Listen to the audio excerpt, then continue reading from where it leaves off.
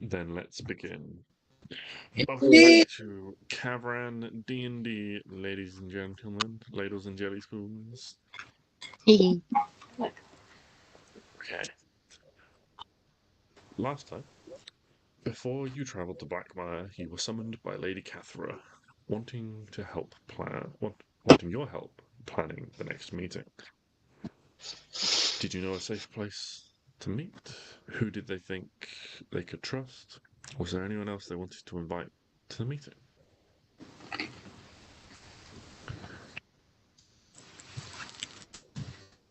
You had not as many answers as perhaps she would have hoped for, but you gave her a few bits of information to work off of.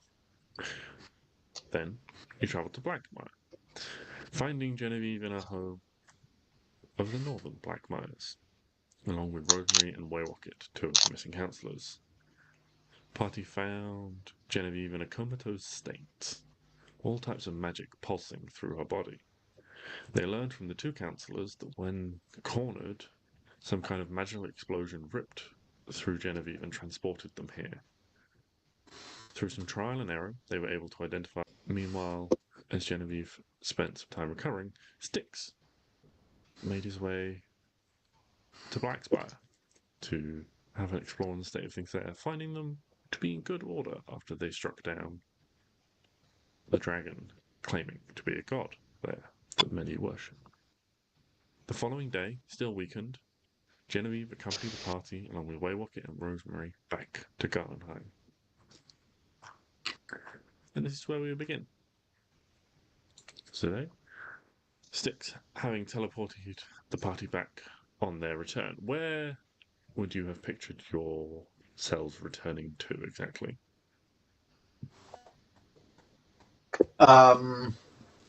Returning to Garneheim, Yes. and I believe I picked up a spoon from the dining hall when we were having that big discussion. Okay. So we just appear in Lady Catherine's fucking dining hall. So you return directly back to probably the main meeting chamber in Garnheim, where you probably would have been hosted for your meal. There is you're greeted by a slight sort of exclamation of alarm as you see Lady Catherine is in there with many sort of bits of paper and notes and things scattered over the desk, as well as several other individuals. Your sudden appearance causing their alarm. At the sound of their surprise, two guards quickly push open the door and barge their way in, weapons drawn. Upon seeing it's you, Catherine sort of waves them down. It's like, sorry, wasn't expecting visitors, but well, and then as they sort of turn to you, she kind of surveys your group properly. Says, "Well, hold on. Actually, the king will want to speak to everyone. Um, you all better come with me." And the guards kind of hold the doors open for you as you all make your way. Genevieve reaching out to you, Arwen, as you've kind of been giving her support.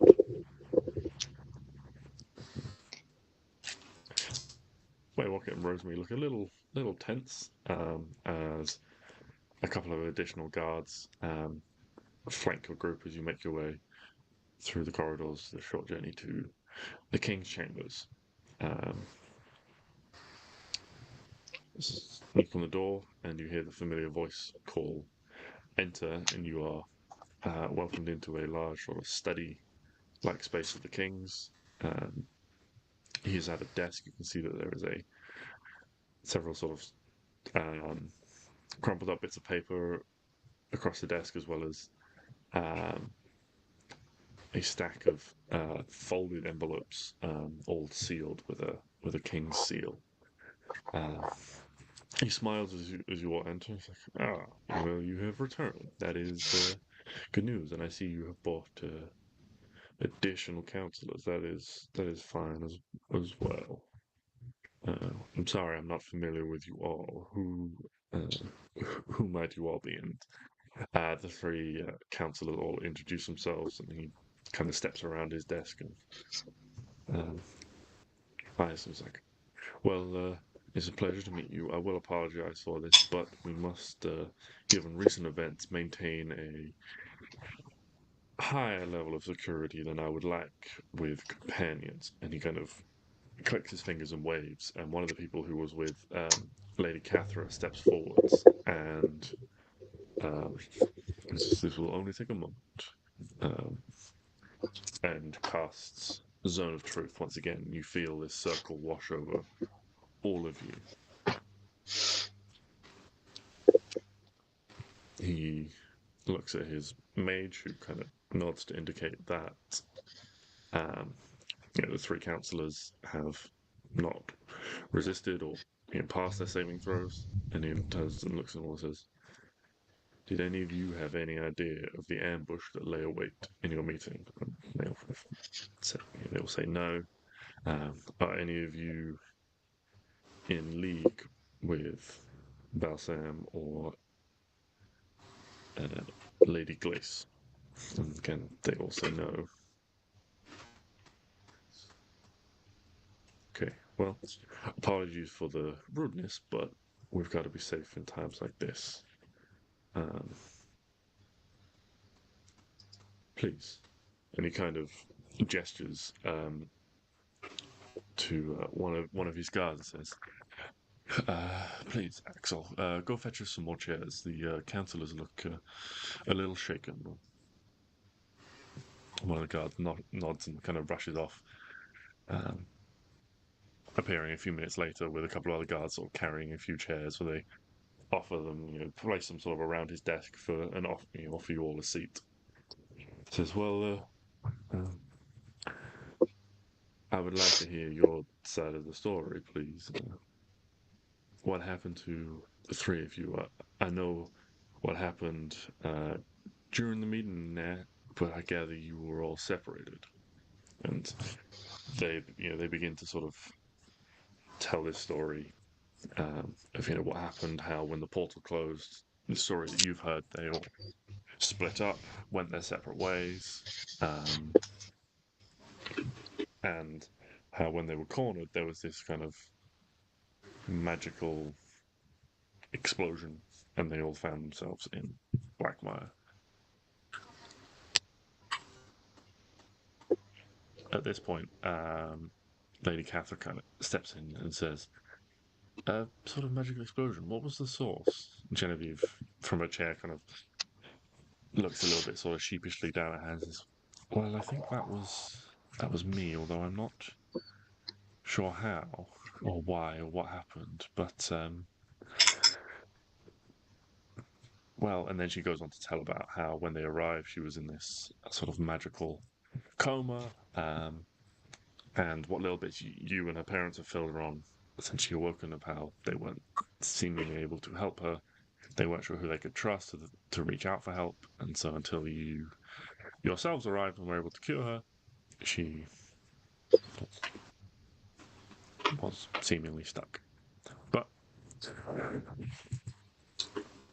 the king eventually seems satisfied. He has several questions about various things to do with the meeting and so forth. But well, you all must be tired after your excursions. Rest assured, you're safe here. As you know, we have Scaldi and Bartolomeo also staying here. So if you feel free to, we'll have some rooms made up for you, and feel free to make yourselves known to them, and I'm sure you can catch up. And yeah, he kind of gestures to his guards, who kind of come in, step away from the door, and begin sort of ushering people out of the room.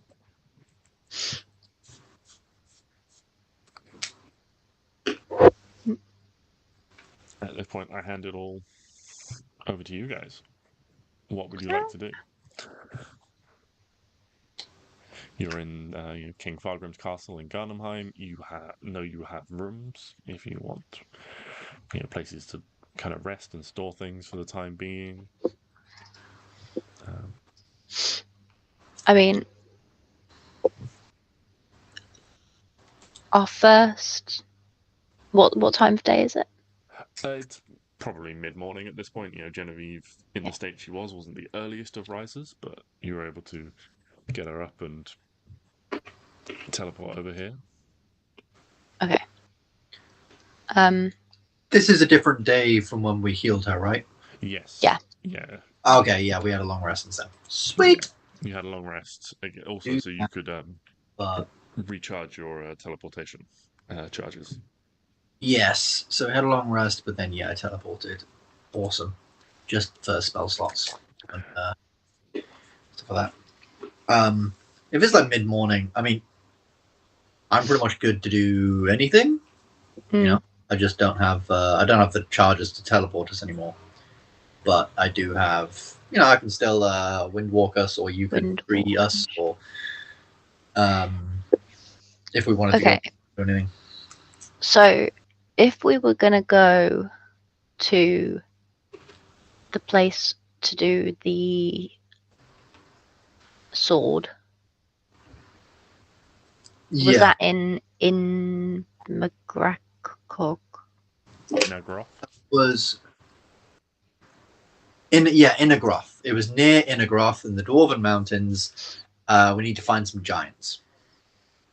And we need to go get our little gnome friend. Yes. From the city, whose name Stix has completely forgotten because he's very, very angry. Is he still angry? Yes, he's still angry. Can he take a chill pill? Shit. Everything went to shit. So obviously was going to go to shit, but it just went to shit. So Stix is still angry. Maybe not quite as angry, but he's still a bit upset. I mean, it's been days, man. It's been Get over it. When you find out that your father is fucking trying to do some crazy shit with the big bad guy that we've been trying to fight for like months now, well, then you will have the right to tell me I can't be angry. But right now, I'm angry. I'm not saying you can't. I'm just saying get over it. You've had your anger. No, I'm still Move on. in my anger. I haven't had it. I'm still in it. Move on. It. I know it's a big emotion, but you just got to let it go.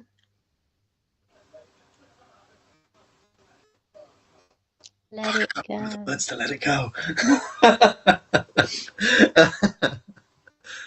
Anyway. No, I was just trying to remember the first bit.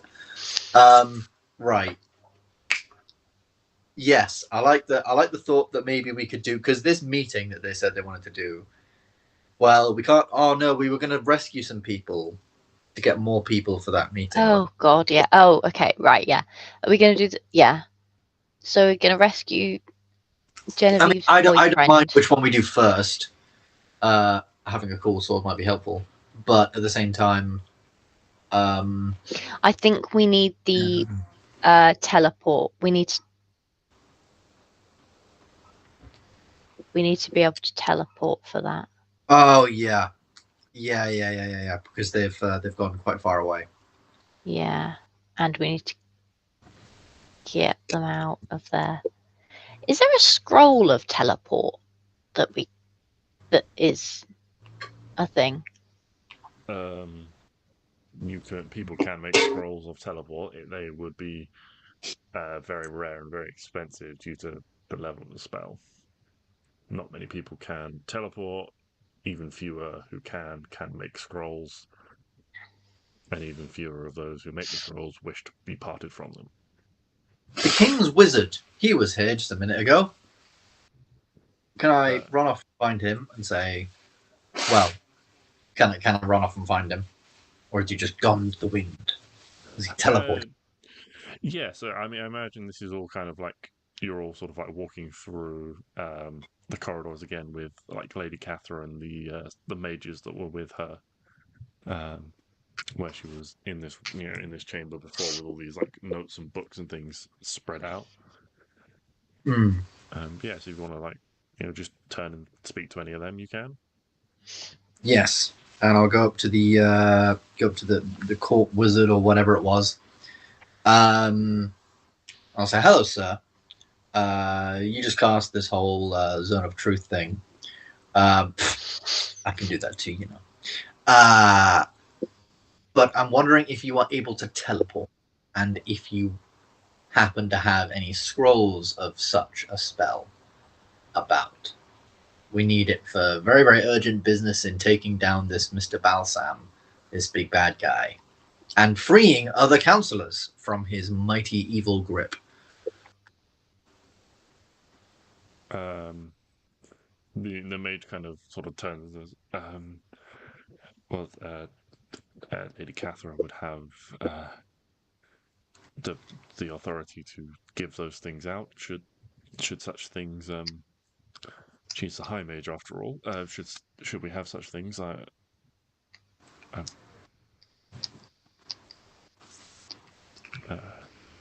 He kind of, sort of nervously looks between Lady Catherine and you as to why are you talking to me? She's right here. Thank you, oh Lady Catherine. Kind of Hello. raises an eyebrow. We need. Do you happen to have any spell scrolls of teleport? Roll a D100 for me. Oh, Lord. 7th level spell, so I would say a 70 or higher. Well, it's a good thing I rolled an 85. Ha ha! Couldn't have planned better. She looks at you and goes, yes, we do have one left. Several have been utilized. Contacts have been sent out to the various dignitaries to enable them to travel faster. Some of the resources were depleted, but I do have one left in reserve. Excellent. A question. Do we remember where, or do we know where they were, right? When we contacted what's-his-face? Well, we've got another scroll of talky talk, so we're going to get the exact details. Right, yes. Okay, so we're going to get exactly, or around about where they are from him when we do that. Yeah. Perfect. Yes, could we please, I say borrow, but it's obviously used up on the use of it, so could we have this spell scroll of teleport, Lady Catherine? This is to get people back, get the stolen councillors back from the evil clutches of Balsam. Says, do you know where they are at the moment? No, but we have a scroll of sending, which we are going to use on someone we know who has been captured by Balsam.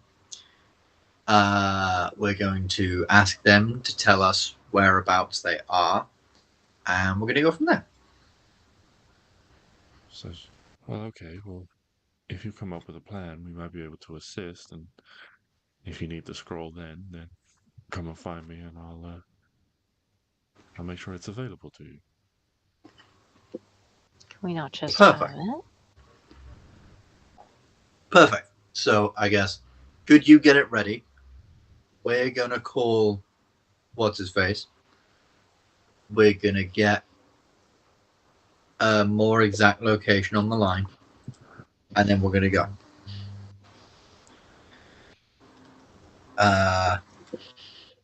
Cheers. And I wander back to the group and say, guys, should we call what's-his-face now? Yes, let us call what's-his-face. Excellent. Klari, could you call what's-his-face using the spell scroll, please? Yeah, the guy that was captured that we were talking to the other day.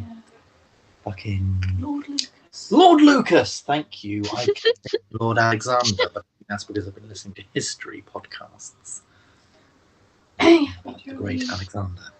Do you want me to say to Lucas? We need to say, Lord Lucas, It's Fellowship. We need your location, Exact. exact location, coming to get you. If he Listen doesn't up. know the exact location, what can you get there from, like a description of the surroundings? I believe so. Yes, you can. Can you but say it just that to increases the chance of. It just just make increases sure the chance you say of that? going awry or somewhere Yeah. wrong. So okay. So if he doesn't know where Okay. he is. Restarting. Lord Ooh. Lucas. It's Fellowship. Coming to get you. Need location Mhm. or description of location. This is 14 words so far. Or description of location. As precise as you can be.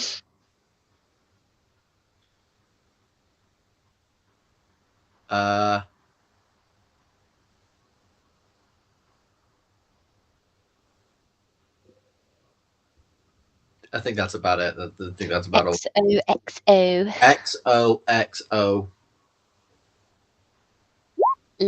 Lots of love. And kisses. Yeah. Stix. XOXO. Yeah.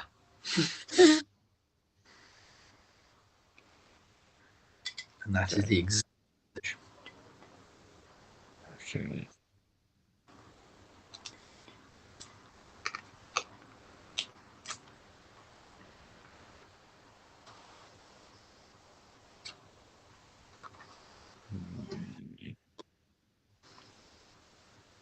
Okay.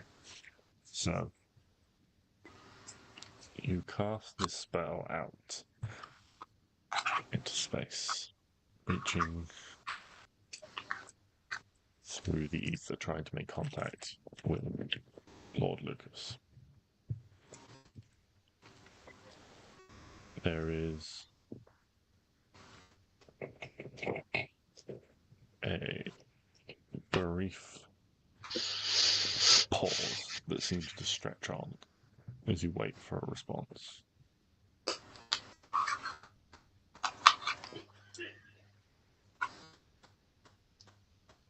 And then you hear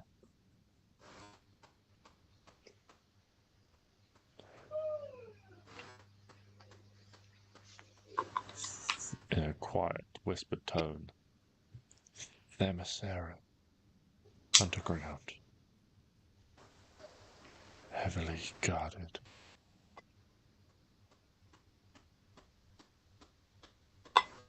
Sorry, I can't be more help. Is Genevieve safe? Oh, no. No. Well, we can't respond to that because this is the last He thing. is such a waste of space. Why didn't he just tell us how he got in like a normal man?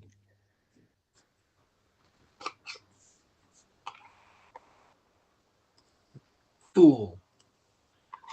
But that's fine. Because Does he not want to be saved? you know why Sorry. this is fine? Because we've been to Themyscira fucking loads of times. And I've touched all the trees there. And you've touched all the trees there. In fact, I got my old wooden armor from nearby there. We've been to Themyscira. That might have been Yelion. You've been to Yelion. Halion, Ithamel, and Yelion. You've never been to Themyscira. Arwen has. We have been. Oh, Arwen grew up there. Boom! If you have a thing from Themyscira, me. we teleport there. Done.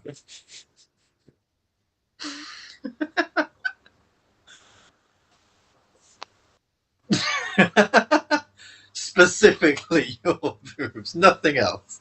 No. Everything else regrows. That definitely seemed like Arwen got a boob job in Themyscira, and so her boobs are from there, but everything else is from somewhere else.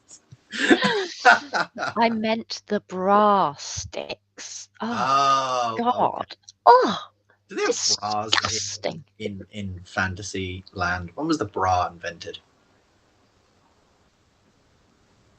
That I don't know. It's a very good question. I'm going to go with yes. Yeah, I'm going to go Because I'm not about to start jumping around with immediately.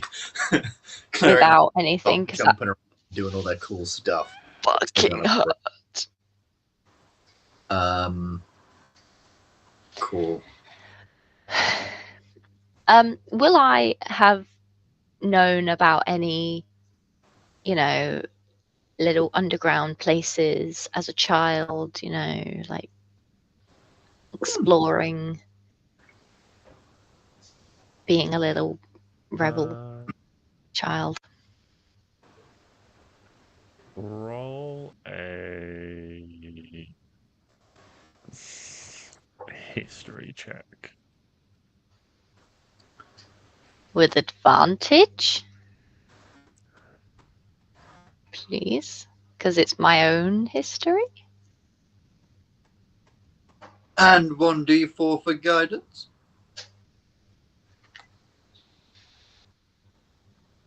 Also, a fun fact, the bra was invented in 1914, but other breast-supporting garments have been found since all the way back in the Minoan civilization in 14 BC. Lovely. There you go. So yes, then. So yeah, They do exist. So yes, with advantage. Just regular. But I'm dumb. but you've got guidance. 15.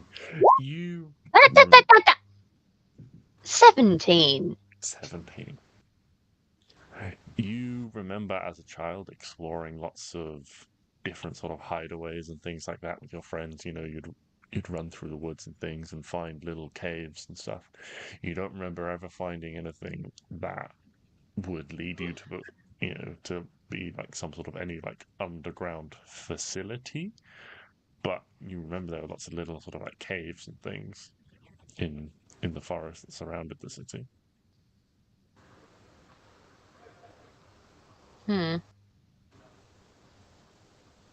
He didn't say a cave. He said. He say under the city? He said underground. Oh, this man. Why did we talk to a man? Because It's on us, honestly. he was the only one available, unfortunately. Jesus. Do you have to know people to be able to send a message? Or whatever we're sending? Familiar with the target. So you could just send fan mail spammed to someone. In theory, yes, you could just constantly send messages to them all day, every day, if you had the need. Oh my god. So this entire time, we could have been bothering Balsam with like, hey, hey, hey, hey, hey, hey, hey, Apple. Hey, hey, Apple. Hey, Apple. The entire time. And then at the very end, when we're about to kill him, knife. And then in the very end, when we're about to kill him, I throw an orange at him and I say, "Orange, you happy I didn't say apple again?" He's probably happy he didn't say that. yeah, Klari says knife. Oh, yeah. It's actually Cool. so unhelpful. Very unhelpful. Right. Okay, so I mean, I guess we could just teleport to Themyscira then. So I go back to Lady Catherine and I say, we need to go to Themyscira. It's underground. They are being held underground in Themyscira. We probably could have guessed that, to be fair, but it's nice to know for sure.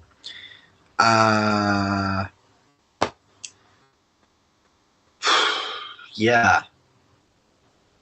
Could we get that spell scroll? We have stuff to be able to, 100%. Arwen has things from her home, so we can 100% get there, basically. Could we get that? Could we get that scroll, please? Look, it doesn't sound like much of a plan. Well, I think we need to move in somewhat stealthily, and then when inside, we will. When we find this place, which we will by the cover of disguise and stealth, of which we are all proficient at the very least. Oh yeah. Particularly Klari, our resident stealthy person, and Arwen's pretty stealthy, and I'm somewhat stealthy. We will then, find out where they are, go to where they are, and then with them all around, like with them all near me, I can make them all wind, and then we can just fly out of there. What I was thinking, we have a long rest before we go. You then have a teleport, so we use a teleport to get there, and then we teleport them all back. So okay, don't yeah, that might risk be any enough. like getting lost or any shit like that. No, Because one of them will get lost, and we'll be like, for fuck's sake. That is a very good point. Yes, we should. Yes, we should do that. We should. So we won't make them wind. We will teleport back with my way of teleporting. Do they have to know that they're being teleported? I believe they have to be willing to teleport, but they just have to be within 10 feet of me. So as long as we can get, if they're all in one big cell, Yeah. could theoretically just get around them and boom, done. Okay, cool. Or if they're in a couple of cells nearby. Mm-hmm. I'm imagining it's not going to be that easy, but you never know. Mm-hmm.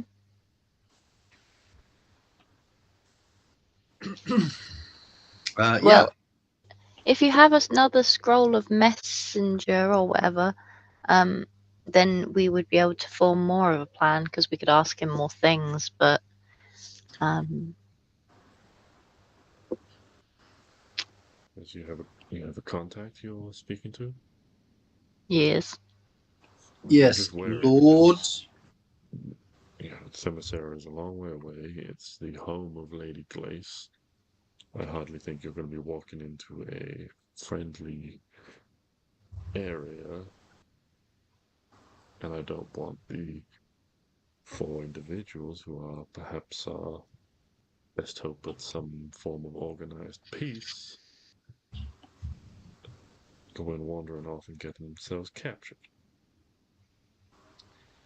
I have never been captured in my life. I have, but we don't talk about that. Except that one time I went to prison for like 5 minutes. But then I turned into a cat and it was fine. Exactly. Basically, I tried to steal a boat. She did try to steal a boat.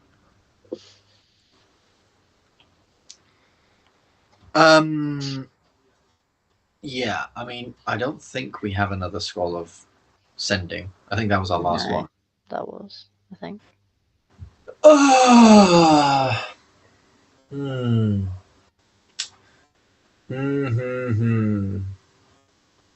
Did she say anything after I was like, unless you have another scroll? Well, you kind of rambled on and gave no opening, but what she would say Says, well, no, we don't have any scrolls at the moment. I kind of think for a moment, says, I can probably send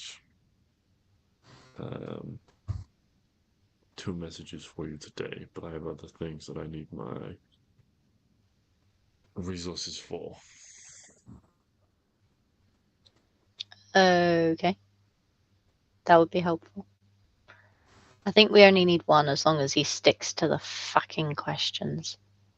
As long as he sticks to the script. Okay. Yeah. Fellowship here. Full stop. Genevieve is fine. That'll do. It'll stop him worrying.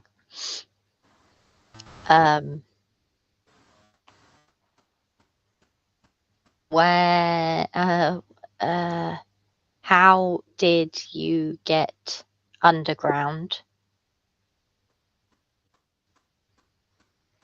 Are you all together? Full stop. In cells? Question mark.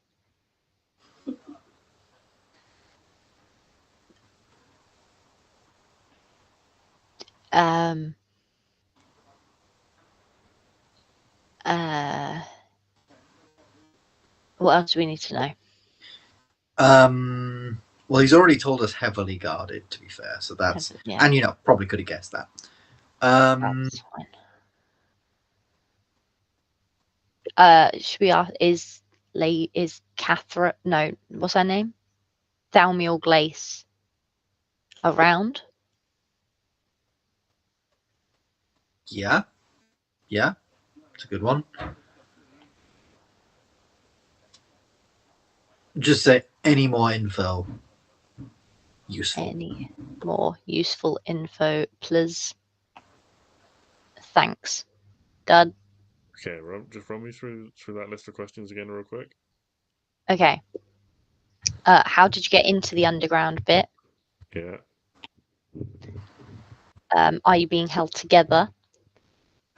Yeah. Are you in cages or whatever I said? Cells? Is Thalmiel Glace there?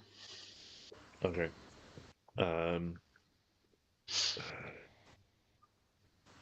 So the reply that comes through is along the lines of, "Oh, good. Glad Genevieve is safe." Oh my god, he's wasting words.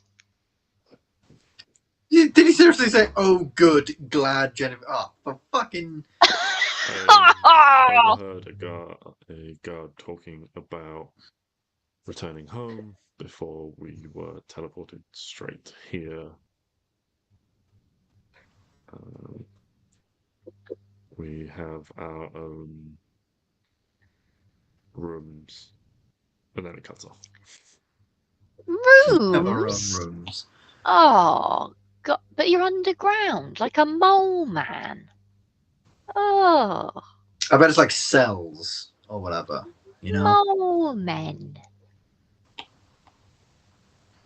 Oh, he's so unhelpful. Why didn't we ask a woman? It's almost like he doesn't really know very much. Yeah, but I don't even know the colour of the wallpaper.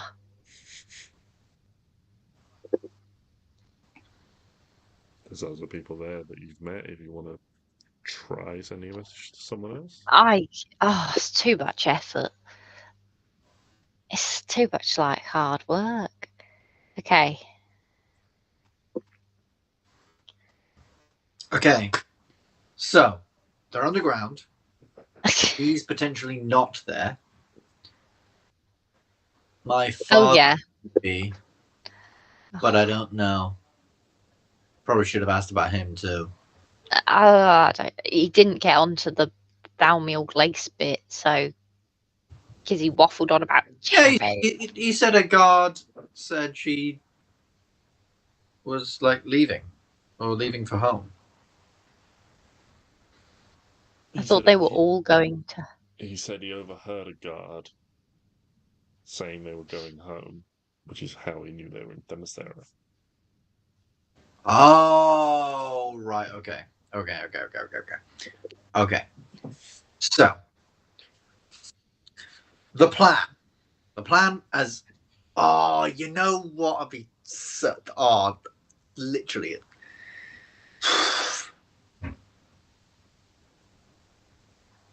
Piper would be so good for this mission. I'm not even fucking joking. Could make all of us look like regular people. We could wander around the entire city. I want to call him, but I also We don't even need a scroll. Like, if we don't know where the hell they are, how many people can teleport do? Teleport can do up to 10. And there's okay. 9, well, 2, 9 3, plus 4, yourself. 5, 6, 7, 8, 9. Okay, cool. Okay, so because we don't know the exact place that we need to go to find these idiots, Yeah. I could tree walk us in if we didn't want to waste the scroll. Well, the scroll is being offered to us, Mm. so I'm not sure it's like, wasting. And I would rather you maybe have that spell slot for Just in case. either a quick escape, Yeah, or some big Icky. badass fire shit. ooh, yes. Fire. That's my sort of opinion on that. Mhm. Nice. Yeah. So yeah, I suppose we just go there now. I guess. Yeah, we need to do a long rest Something. first. Yes, we need to do a long rest. And if anyone has any good spells to help with stealth, I'm gonna look up some of mine now while we Stealth. long rest. Druid. Figure out the day. JJ, tell us what we dream of in our long rest. Beautiful. Well, Oh. there is, it is it's still, morning where you guys are, so if there's anything you'd like to do for the rest of the day, otherwise, yeah, we can just fast forward a day. I mean, we can sleep during the day. I'm not opposed to a midday nap. But I think you can only have one long rest per 24 hours. I can easily have more than one long rest per 24 hours. Let me tell you that. Yes, but the people we're playing are functional members of society. Oh, God, why must they? Arwen is not a functional member of society. Let's get one thing correct. Predominantly functional. Why the fuck is it? Oh my god! My computer hasn't done this for a very long time, and now it's doing it again, and I'm mad. But it's fucking changed my search engine to Yahoo. Yahoo. That's I know. disgusting. Oh, that's so bright. Literally in Google Chrome. Yeah, I'm literally in Google Chrome in the settings and made it to Yahoo. Okay. What's the thing that I hate? Reincarnate. That just needs to go. Okay, yeah. We'll fast forward to the end of the day and have a little nap. Because I don't need to. I don't think there's much Stix to be doing. Do your what? Did you do Is that number 5? Oh no, there you go. Trying to think what would Stix do during this day where we've got shit all to do. I think how are we looking for? I think we've already gone around this place and looked for potions and stuff. Oh, actually, that's a really good point. Can I go to a magic shop and have a look and see if there is anything that could maybe disguise us? Is there any like magic shops or anything like that where we could go to and I could maybe buy something that could help disguise us when we're in and around Themyscira? Because I imagine we are like, enemies of the state kind of thing, and we might be somewhat wanted. by some people.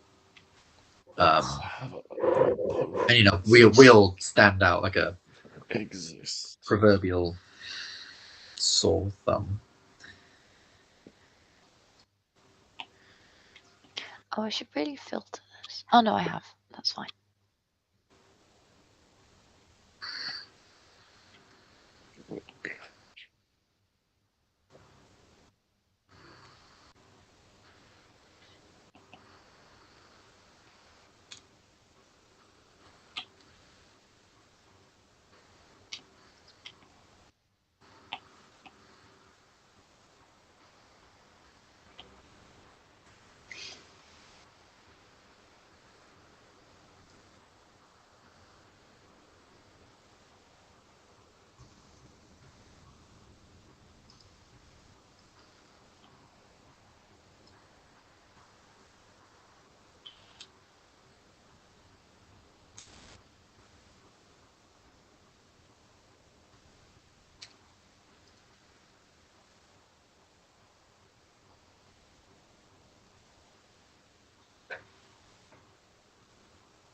Make an investigation check for me, Stix.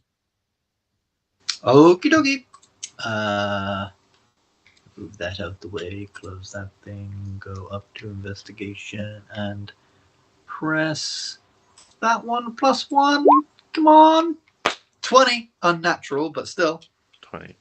So the closest thing you can find in terms of disguises is, I mean, just magic to kind of like change how you look and stuff like that is a little bit Seedy. untoward. It's a little bit seedy. Not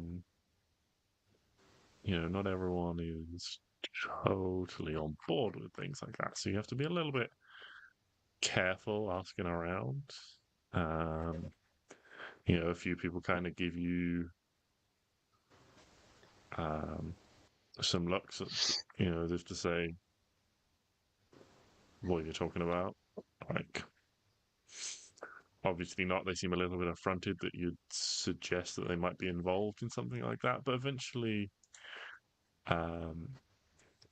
you are like coming out of one of the shops, having not had any luck, and a finely dressed dwarf kind of falls into step beside you. So he has quite a sort of a large, like, high-collared blue coat. Kind of, without sort of turning to look at you or anything like that, says, "So I hear you wanted to change your face." Yes. Yes, I do. I'm off, doing a dangerous mission, and I need something that'll help me not be seen in situations where, we might stand out. Me and a group of at least 3 other people. That's quite a large crew you got. Not sure I can help all of you, but I might have something to help 1 or 2 of yours move unseen. Well, something's better than nothing. What you got, sir? And he kind of, without kind of realizing it, he's managed to sort of lead you off the main street and down a side alley where he takes out a key and inserts it into a quite sort of nondescript wooden door. And when he turns it, you can hear that there are many sort of more than just the standard, like, singular click. There are many sort of clicks and whirring of cogs as this door opens, and you notice this door seems heavier as well when he pushes on it than it first appears. He says, "Please do come on in." You have to duck a little bit as he gestures you into a space where it's quite cramped. It's this tiny little shop that's probably not more than sort of about 6 feet by 6 feet, and he kind of slides over behind a counter and reaches down and pulls out a box that has maybe 6 or 7 potions and bottles and things in it, and kind of starts sort of like sifting through them. They clink together as he pulls out, and then like shifts a couple of sides, like here you go, and he hands you 2 potion bottles that look the same, and you can read on the labels. They both say "Potion of Invisibility." Yeah. Ooh, okay. Can I make an insight check on this guy to see whether he is, whether he's fucking with me, basically, whether I think this transaction is somewhat genuine, and then can I make because I believe we've seen potions of invisibility before. Not that every potion is going to be exactly the same. Obviously, it's like people make even in a swap, people make different things, the same thing, and sometimes they look a bit different. Yeah. But yeah, so it's like Well, 2, like I guess Arcana check. You're initially skeptical because as he hands you the 2 bottles, they both look empty. But then when you take them in your hand, you can feel that there's a weight to them. They don't feel empty, even though they look empty. As you sort of turn them in your hand, they kind of slosh. You feel the weight like sloshing about, like it's got a liquid within it. Yeah. But yeah, you Can can make I, an insight check. Yeah, definitely want to make an inside check because I'm maybe now thinking that these are just potions of invisible liquid, not potions of invisibility. So insight check is gonna be. I always forget how high up I is. Oh, natural 20. Yeah, you get the sense that he's legit, but as in these potions are legitimately what you're looking for, but you also get the sense that they will come with strings attached, possibly more than just a gold price tag. Okay. I'll look at this guy and give him a bit of an inquisitive look and just be like, what's the catch? What's the catch, bub? Well, seems to me anyone after these sorts of illicit substances would also be in the business of doing something nefarious. I want to know what your business is, and I want to cut. Well, I hate to be the bearer of some bad news, but we're actually not up to anything nefarious. We're actually trying to save the realms in a sort of way. And we need these to bypass some, bad guy stuff, bypass some bad guys' defenses and sight. Genuinely not in it for nefarious purposes. I'm very, very sorry. Kind of raises an eyebrow and gives you sort of a wry smile. It's like, of course. Everyone's the hero in their own tale. Yep, and I'm the hero in many other people's tales too. That's just the way this hearing business works, I suppose.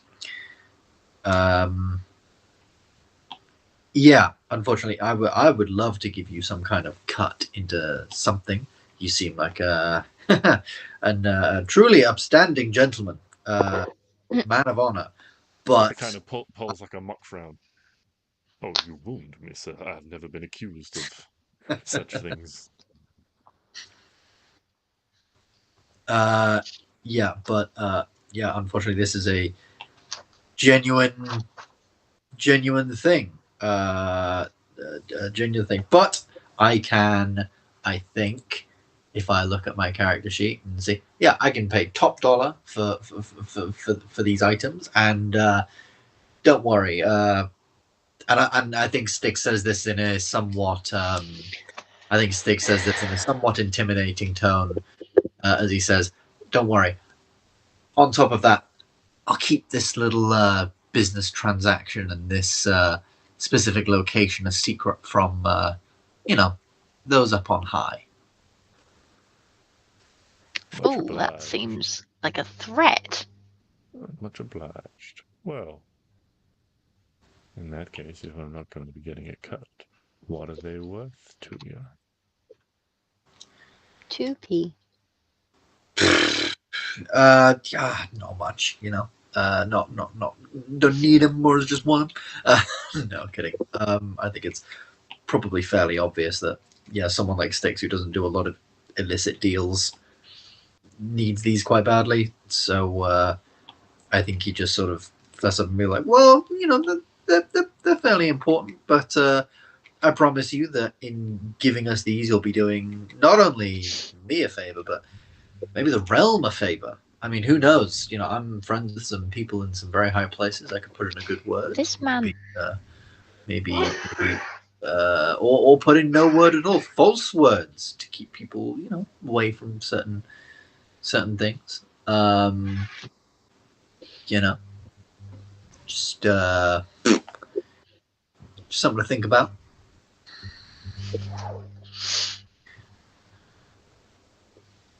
I'm not hearing a number, laddie. And if you ain't got Oh, coin you want bring me to this- set the price of these things? Oh if you gosh, ain't got okay. coin to bring to this party, then I'm afraid you'll have to go. Oh, I've got coin to bring to the party, sure. If you want a number, I will put that number. So for both of these things, I will set that number to... Oh, how about we say 150 gold a pop, 300 gold. I was thinking more along the lines of, seeing as you're depriving me of the promise of future payment, somewhere in the region of 300 gold each. 300 gold each. Poof, you drive a hard bargain, sir. 250.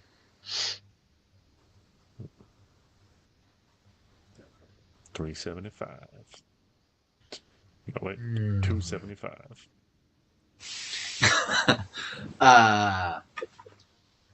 Stix sort of pulls his spear, stamps it, and goes 250. And I keep this whole business here a secret from individuals who might want to know about it.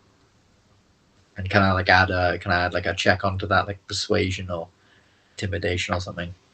And which one do you think it would be? I want it to be persuasion, but I do sort of think that was more intimidating. Okay, roll an intimidation check then. Oh, come on. Oh, 21 again. I'm rolling really well today. It's 21. It looks you up and down, and you see he's good at getting the measure of an individual. And despite whatever assurances he might think he has, he probably doesn't. You see in his eye, he probably doesn't think it's worth the hassle. Well, you drive a hard bargain, but if it's for the realm, I can let him go for that. 250 each. Perfect. Thank you very much. And I will pocket those 2 potions of invisibility. Yeah, And he slides them across the countertop towards you, and as you reach out to take them, he kind of grabs hold of your sleeve. 250, and your silence is promised. and my silence as promised. He kind of leans back. Pleasure doing business with you. Pleasure doing business with you, good sir. Nice to There see was you. not enough threats of death. Invisibility. Boom. Oh, thank you, predicted text. 2 potions of invisibility, and I'll take off 500 gold. But that would now be Um, 3, 4, 2, 3. So 2, 9, 2, 3. while Stix is doing all of that, Yeah. I'm obviously not there. Can I scry on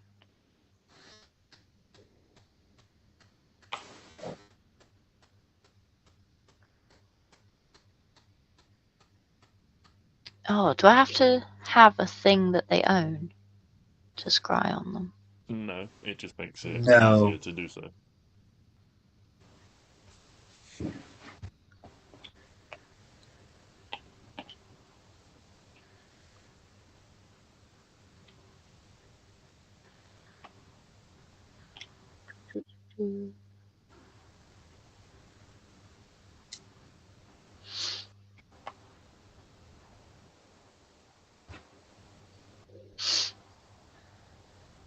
Oh no.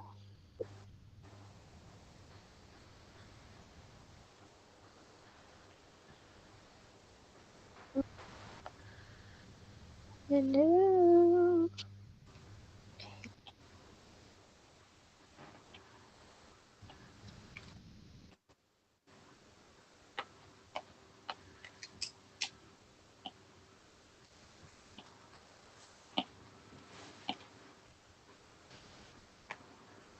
You're right there, Arwen.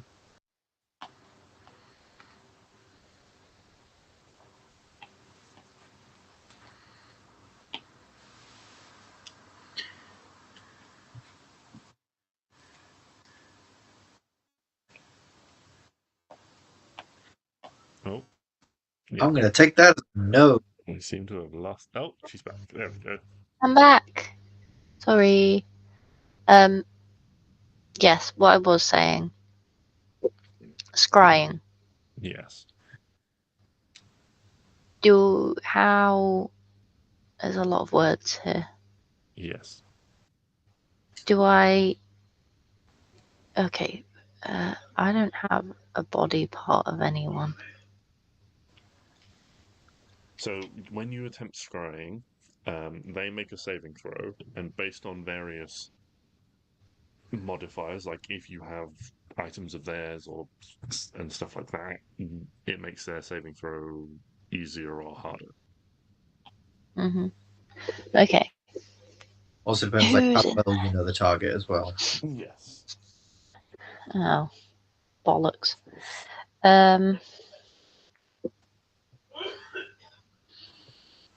Do they know that I'm scrying on them?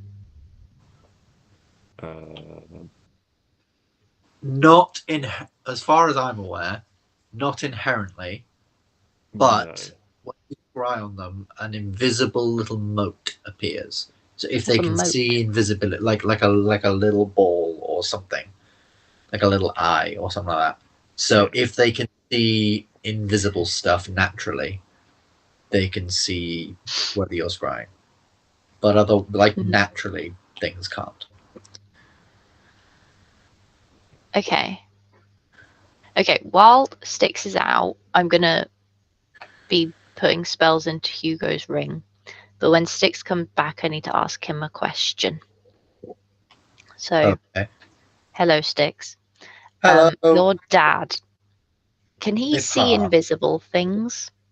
As far as I'm aware, no. As far as I'm aware, my pa just a rich asshole who Excellent. just was just I don't know involved in business stuff and I don't know having sex with the maids. Lol. I will then put my hand on Stix, as he is a possession or a connection to his father for bonuses. So knowledge of the target is second-hand heard of the target, first-hand met the target, extensive know the I've met target him. well.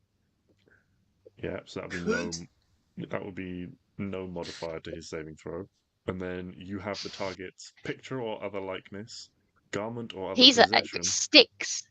Body part, lock of hair, bit of nail. What Stix about is a likeness. what about after she explains that? What about my blood? I am of his blood.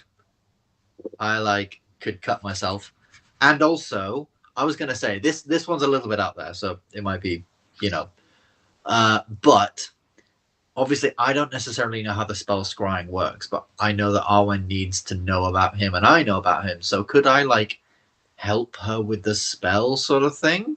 Because obviously I'm a sort of druidy paladin, and she's doing this through druidic magic, and I am literally of his blood. So is there a way we could sort of do it where, I sort of help her with the spell with my knowledge of him and my blood, and something about that aiding that effect somehow?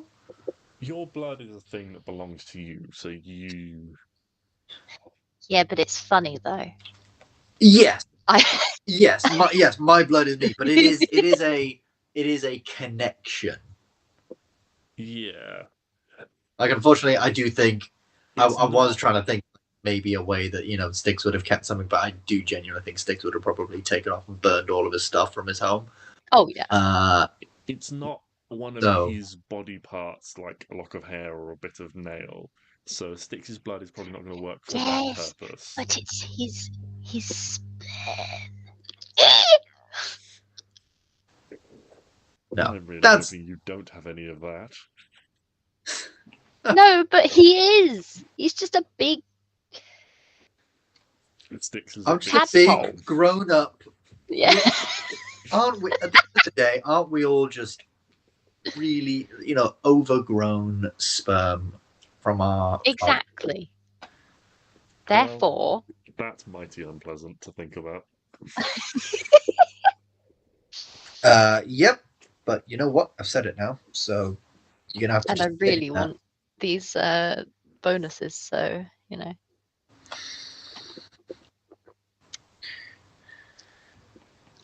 It was good thinking. I showed initiative. I was You very did. clever. It's creative thinking. Well done. Give me the pluses or the minuses or however it works. Please and thank you.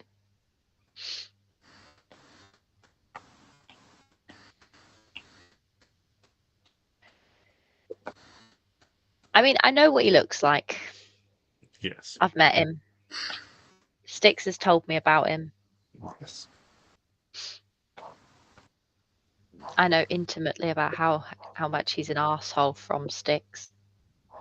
Yeah, Stix has given you one very specific perspective on his father, and that is that he is just the worst. He's just the most asshole, dude. But I imagine, or at least Stix thinks he's quite smart, but in an annoying way. Does Stix look at all like his dad? Oh, that's quite a good question. I imagine not overly. Maybe there's some little bits, maybe just a slight bit of, his jawline, or There's little things. yeah, tiny little things where you could probably look at them both and think, I mean, yeah, I could see that they're related. Mm. But I think, he probably got most of, because he's a half elf, so I probably, his ears and some sort of, maybe some features maybe some parts of his eyes and his jawline maybe has that sort of elven thing. But I like to think that he got a lot of stuff from his mum, who was human, so he got the colors of her eyes and some sort of slight softer features from her in that in that regard as well. So could I get a -1 for likeness? Damn it! I didn't press for the -2. At least I halved it. I was nice. But yeah, I was wondering if there would be any minuses if I helped out with this spell, put spell slots in, did some kind of thing with it. I don't know if that would work or If not. you It's were fine. casting the spell Stix, then you would get the familial bonus where you are familiar with the target. But Arwen having just only That's met fair. him, you have first hand, so there's going to be no. He's going to get no bonuses, but he's also going to get no penalties to his saving throw. Yeah, that's fair. I'll try it anyway. Yeah, Before our long There we go. rest, I We've might got as well. we got a day. Okay. I want to see what he's up to.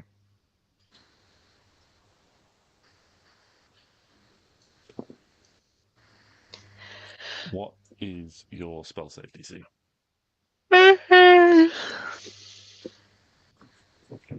That was 18 in English. 18 in English. Okay. And that's still pretty high.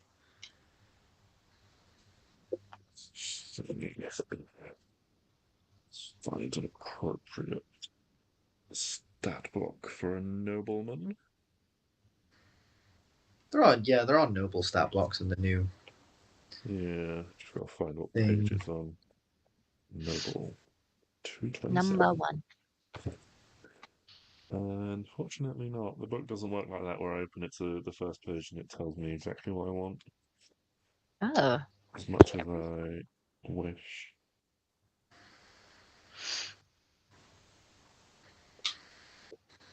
What was the... And unfortunately, you cast this spell and you try and reach out, kind of envisaging this place on the map, trying to cast your eye there, but you find no purchase and your vision falls on darkness. What did he roll? You rolled a 17 plus 2. I'm going to punch him in the face when I see him. He's going to wish he didn't roll anything. He's going to wish he rolled down and died.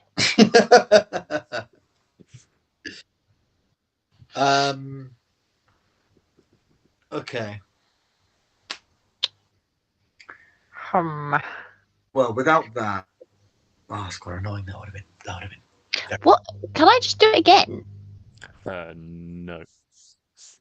Why? Because there's a bit in the spell that says so, I believe. Scrying. ST.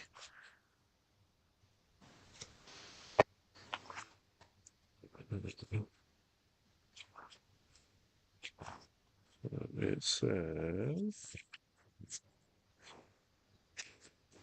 Yeah, I can't remember if it does or not. I've accidentally put it on the chat, so it is right there. It says. Oh, on a successful save, the target isn't affected, and you can't use this spell against it again for 24 hours. Where the hell have you read that? It is about maybe 10 lines up from the bottom. Just look for 24 hours. Yeah. Oh. Why is it there? That's so stupid.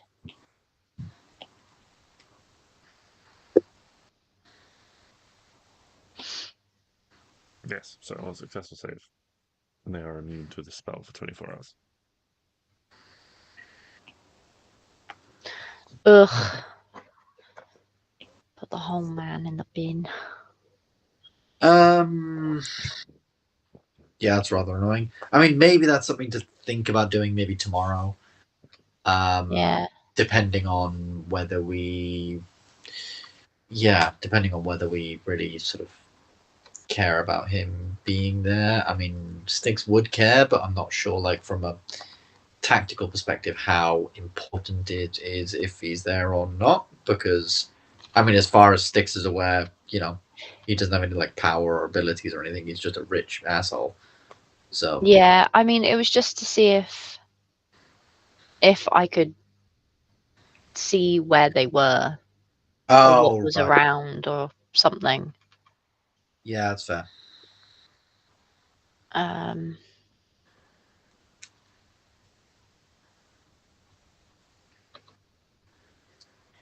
I could do it on Lucas, but if he's just in a room on his own, then I don't really give a shit. Yeah, I feel like that's To be just you honest. see a guy in a cage, you know. Yeah, pretty boring. But if I mean, I could. No, I'm not even going to risk down me old bitch. So Yeah, I imagine she's she's able to she see. seemed quite strong and might have some decent magic, so she might be able to. She'll probably pass that. Yeah. Cool. Well, that's Them's the dice. yes. We don't know anyone else who's there, do we? I mean, we have a passing knowledge of some of the other council members. Yeah, but I don't really care. In But they'll just be the Sarah. exact same. Yeah. They'll be the same as Lucas, just in Yeah. the room. In Themyscira, I don't Sure. think we really know anybody. No. Which is unfortunate.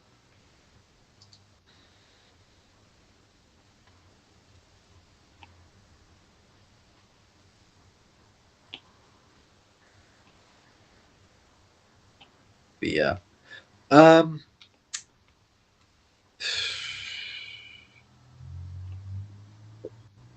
I'll just be in other rooms. Anything else? Anything else you want to do today? No.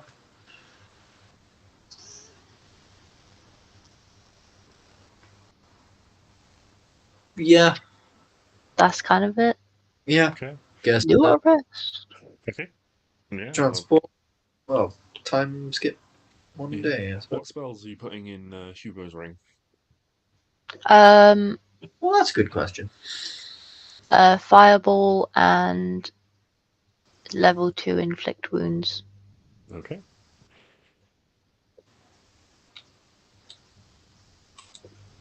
Okay. Well, yeah. You pass the rest of the day. You take a long rest. You get ready in the morning. Okay. You can set off at your leisure. Woohoo! Sweet. Stix go. to change a couple of spells around, but it's very awkward to do that when you're only using a mouse. But let's give it a go. So, locate. Can I? Locate object, locate creature. Stix is going to add locate creature to his roster because finding Lord Lucas would be quite advantageous as a spell to have. And I'm going to properly jig up my sheet just a second whilst we go through this. But yes, I use my thing and teleport us. Use my gauntlet. Teleport us to we're using the fucking the spell scroll, which means you're actually teleporting us. Does the scroll take longer to use? Or is it the same? No, I think it's the same. it's the same. There's just a check involved because it's a scroll of a higher level than Klari is able to cast. Oh yeah, definitely use the scroll here then. Yeah.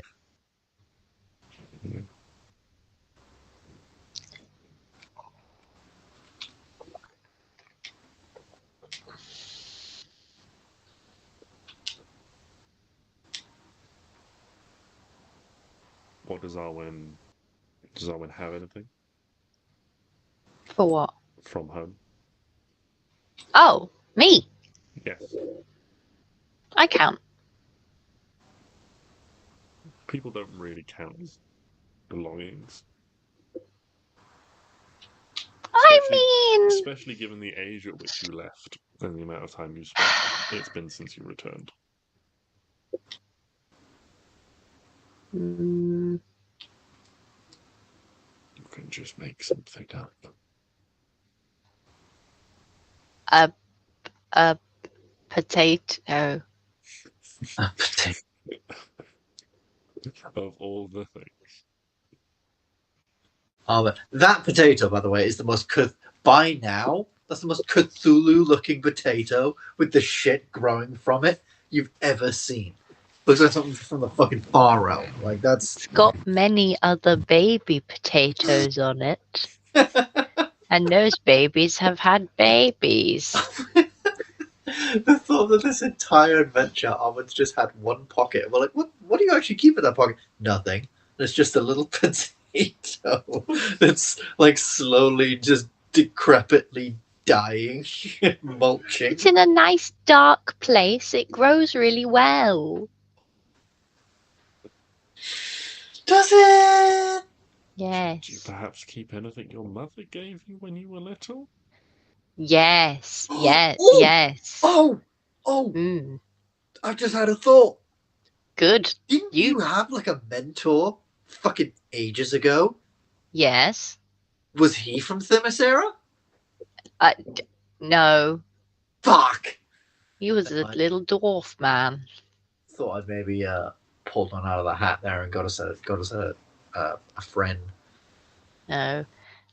Yes, this hair clip that I have right here. Aha! How did I forget about this? That's why it wasn't on my sheet, because it's been in my hair this whole time.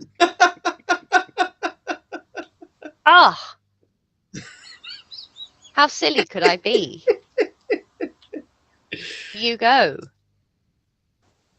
Klari. So you hand the hair clip to Klari, and the perfectly like swept back hair of Arwen suddenly starts to fall in front of her face.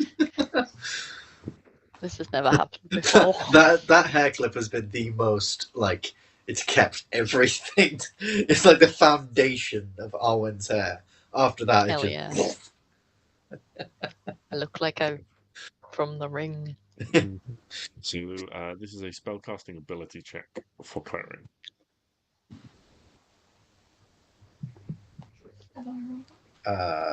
with your intelligence, roll a d20 and add my guidance. So just click intelligence.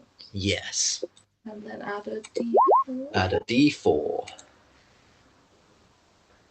Oh, Oh, but I don't think it's gonna I matter. don't think it's gonna Oh no!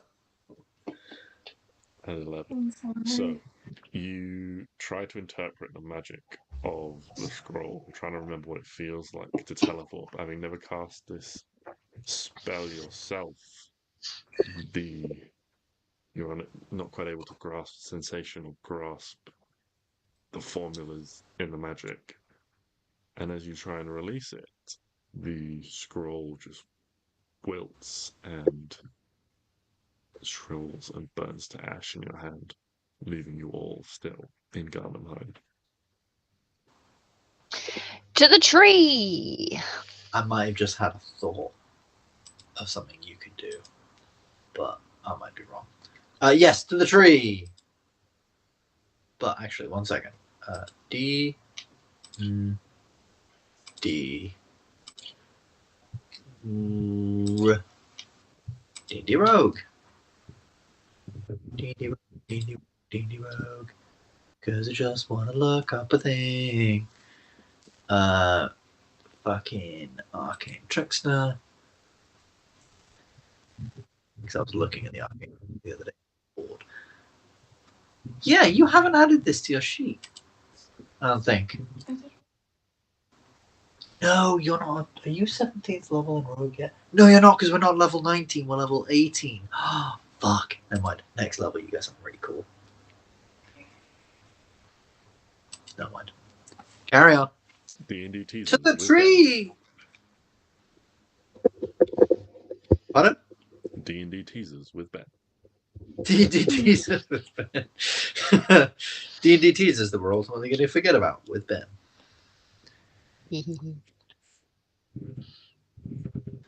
Okay, so you make the journey out of the city to the exterior of the mountain in order to find a tree for Arwen to lead you through.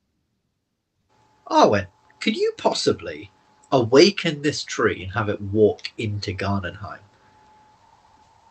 No, Is that how awaken works? I don't know. I don't have that. Ah, there's a spell called awaken. Yes. If you do that. Awaken. Ow.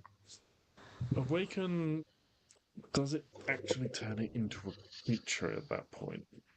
Because there is a stat block for awakened tree. Yes. An awakened shrub as well. And an awakened shrub. So... But that might be sidetracking us a little bit. Awaken. Awaken.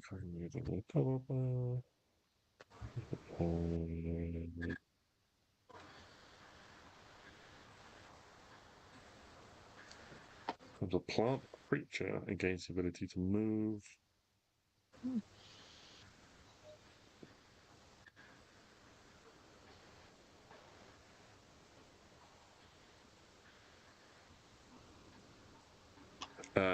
So having awakened it, it becomes a creature rather than a pure plant. So it wouldn't be a viable target for that spell anymore.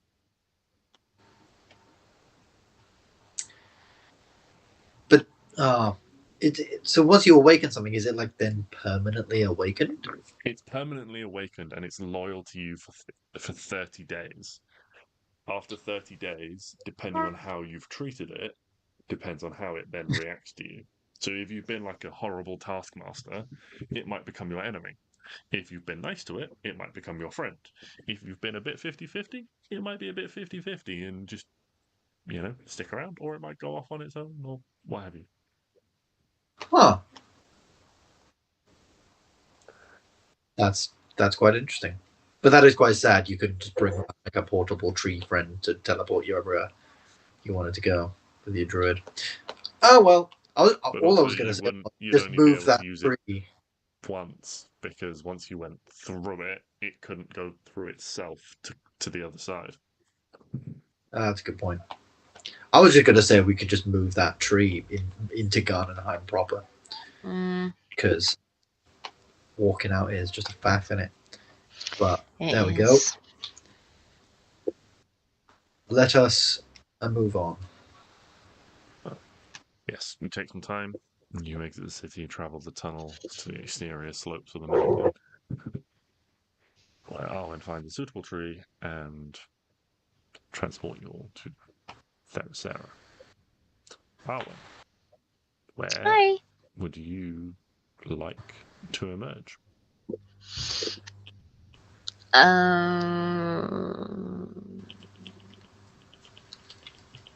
Maybe on the outskirts.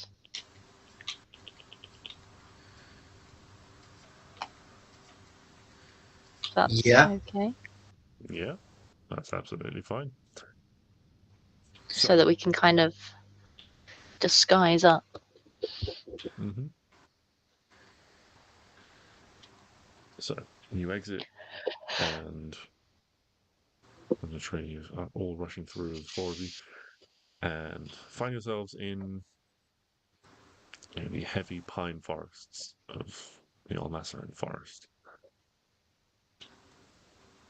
Oh, and you immediately recognize your surroundings, although you've not seen them for quite some time.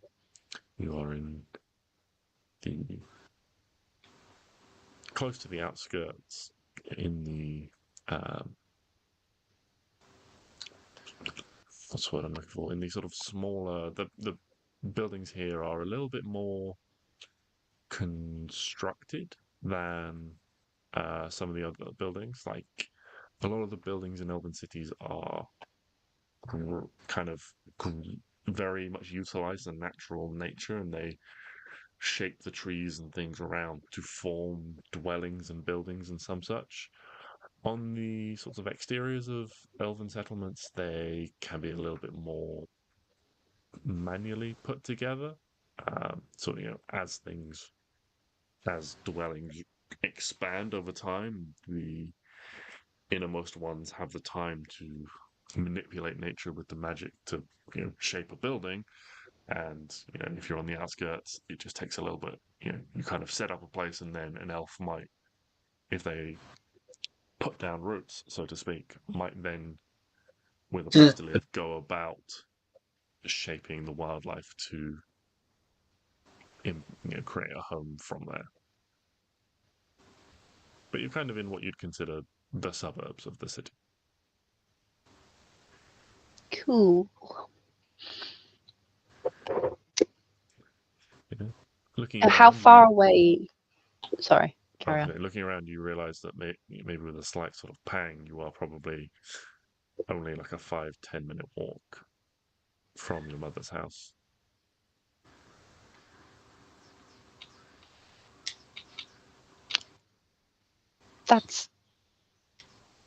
We'll deal with that later, maybe.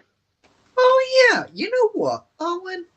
This makes me realise all this time not really asked about your life in Themyscira and Yeah.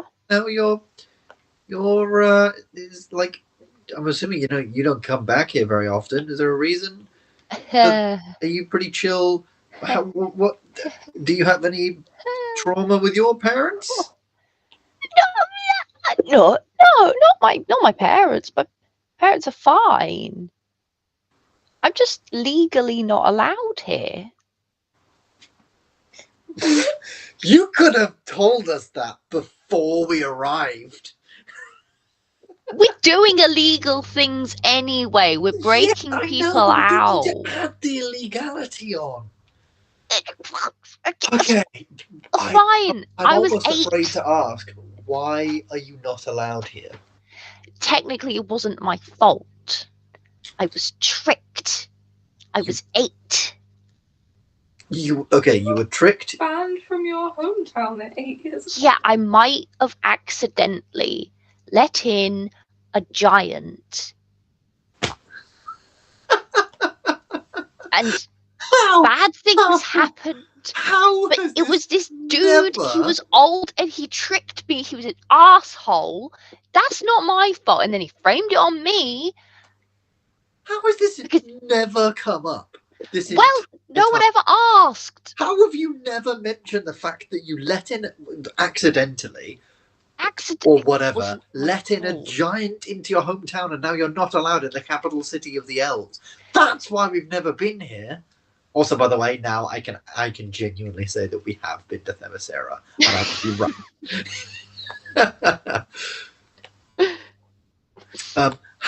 How has this never come up? Oh my word, that's a whole thing. I'm sorry. That doesn't sound fun. It's fine. Sounds quite stressful for her. Unfair for me. Yeah. So what? Yeah. This guy convinced you to let in a giant, or he tricked? Yeah. He was like a mage or something. He was some bad dude. Well, you were 8. How were you supposed to know? Why were you on your own at 8 years old? I don't know. Fun, Were you in charge of letting people in or not in? I snuck him in the back. I used to go into the forest a lot. It was fun. So I knew the back ways, like, sneaking out. Okay, that makes sense. Right. And yeah. Okay, while we're at it, Klari, you don't happen to have any trauma with your parents, do you? Because if so, I'm sensing a theme. My parents are fine. Oh yeah, no, okay. You're not banned from anywhere, are you? You're not secretly here because you got kicked out of an entire continent. No. Okay. Just trying to rescue it before, It dies. Okay, cool. Okay. So we've You're all the only got one with problems. parent trauma. Huh? No, I guess I'm the only one with parent trauma, aren't I? Yeah. Yeah. Gosh. Don't try and put it on me. Gosh. So when did you last see your parents? Were you 8? When I was 8. God. They don't sound like great parents. No. What the Well, fuck? Did they not be like, they were fuck this legally town? not allowed to talk to me because Oh, of the in charge lady. I think. How old is Thalmiel Glace? Is that the same woman?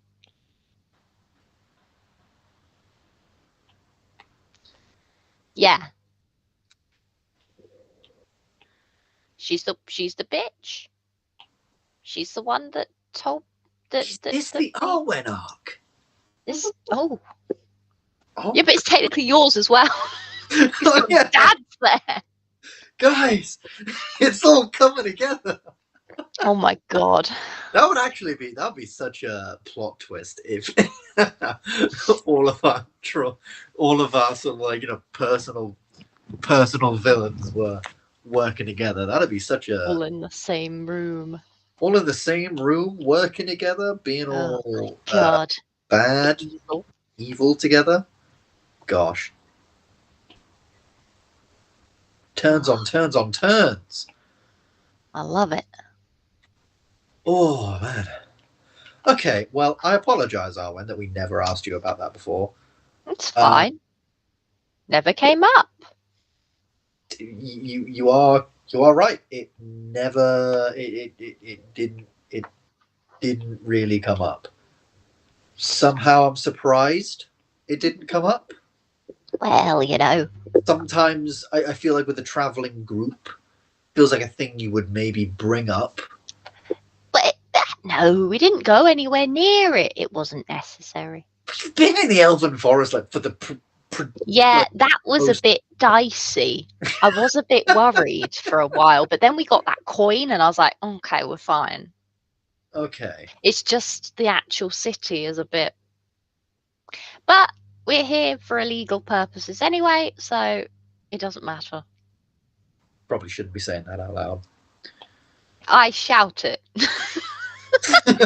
We are here for illicit purposes.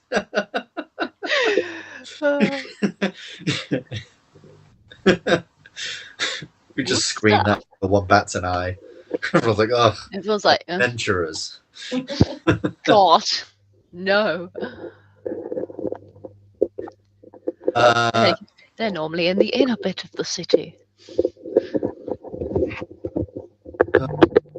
They're normally at the inn getting shady side quests from people in cloaks. Man. I think it'd be really funny if in like a fantasy sort of setting, like every town has a man in a cloak that they hire to just round up all the adventurers in taverns, saying that there's a mission for them all, but it's actually just to get them to leave. Oh my God, yes. That's amazing. So you see a shady man in a cloak. My uncle.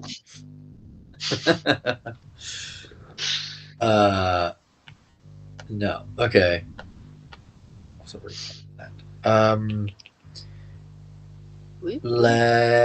Okay, so from here, so we're on the outskirts of the city. Your parents are nearby. I mean, hey, safe house. Your parents' house.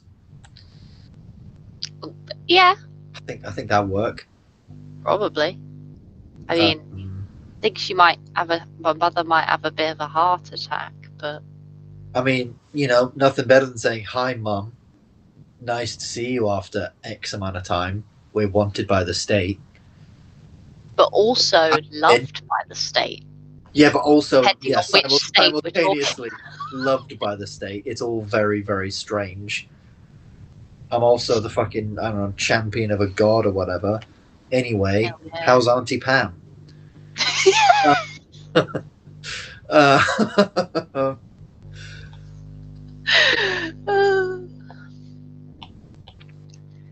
Yes. We'll come back to my mother's house later. Cool. If we've got time. That's the post-credit scene. Let's make our way into the city. I think I've got potions of invisibility. I feel like I'm gonna take one of those. Other potions JJ, of they last invisibility. like the same amount of time as a regular potion of invisibility, or regular invisibility spell, so they last like an hour and Yes, stuff they like that. 1 hour. Cool. Where do we have an idea as to where we're going to go first off? I feel like that's something we should get pretty straight away. I think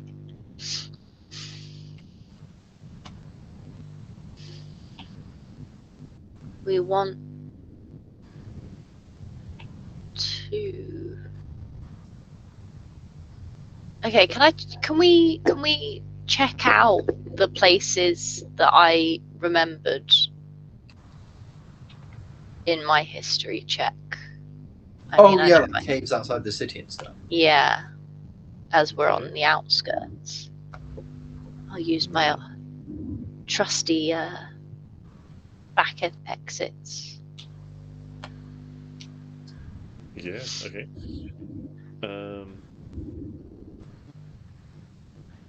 I don't think this will go anywhere, but we can always try. So, yeah, make a survival or a history check, Arwen, to kind of track down or remember.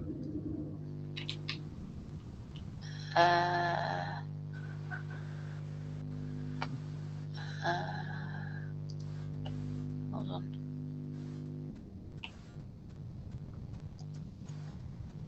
Don't know how to save terrain thing.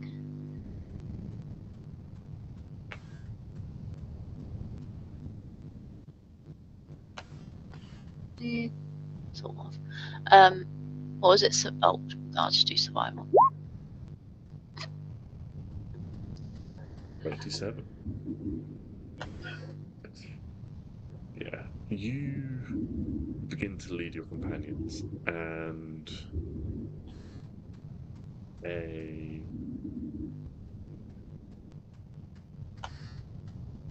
not a sense of deja vu, but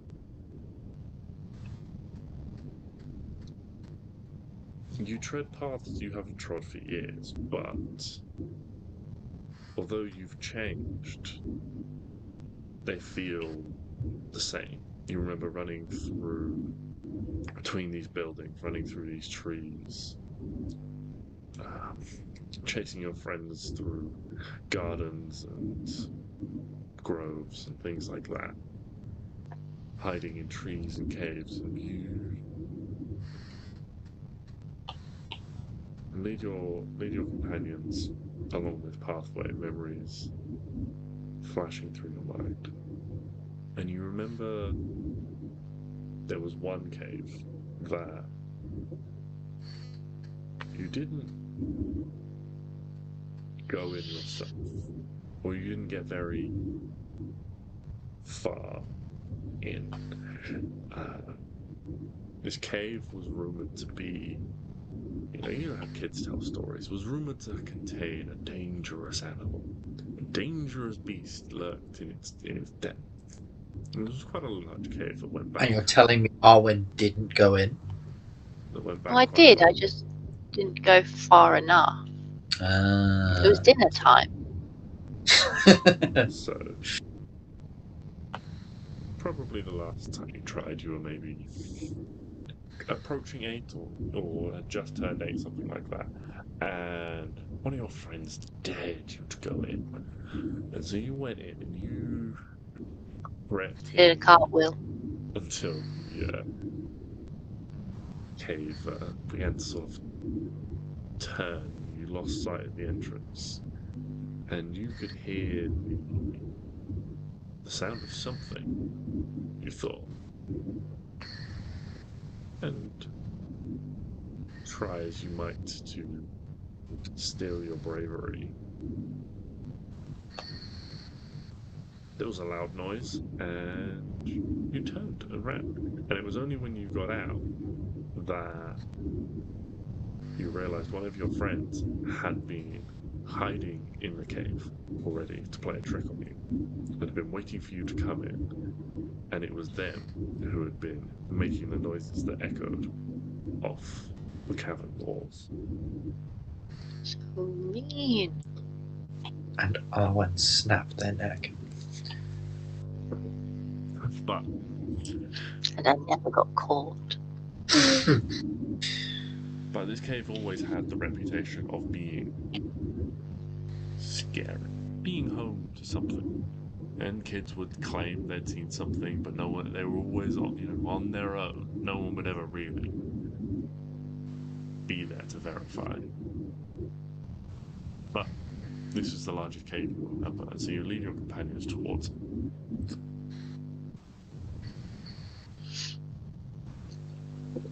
We go It doesn't take you head too first. long. And when you get there, it takes you a little while to find it because it's smaller than you remember. When you're a kid, everything seems enormous. But this cave is probably not more than 9 feet tall at the entrance. You can see that there's been some semi-regular traffic. There's a little sort of worn patch of earth and grass where something or someone's seems to have made their way in and out. Maybe just kids again. I identify who it was, when it was, all of this, because this is my favourite train. Hold on.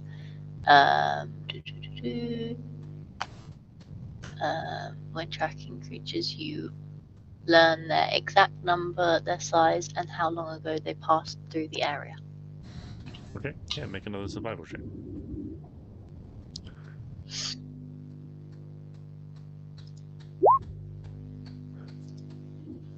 Oh yeah. This cave is home to something. It is now. You don't know how you didn't see it before, but now you can clearly see this cave, and certainly recently as well. Within the last few hours or day, you reckon at least 2, 3 owlbears pass this way. Ooh. Oh my god, oh my god, oh my god, oh my god, oh my god, oh my god, oh my god, oh my god, oh my god, oh my god, oh my god, oh my god, oh my god, oh my god, oh my god. Oh my god. Oh my god. I think I'm gonna cry. Oh my god.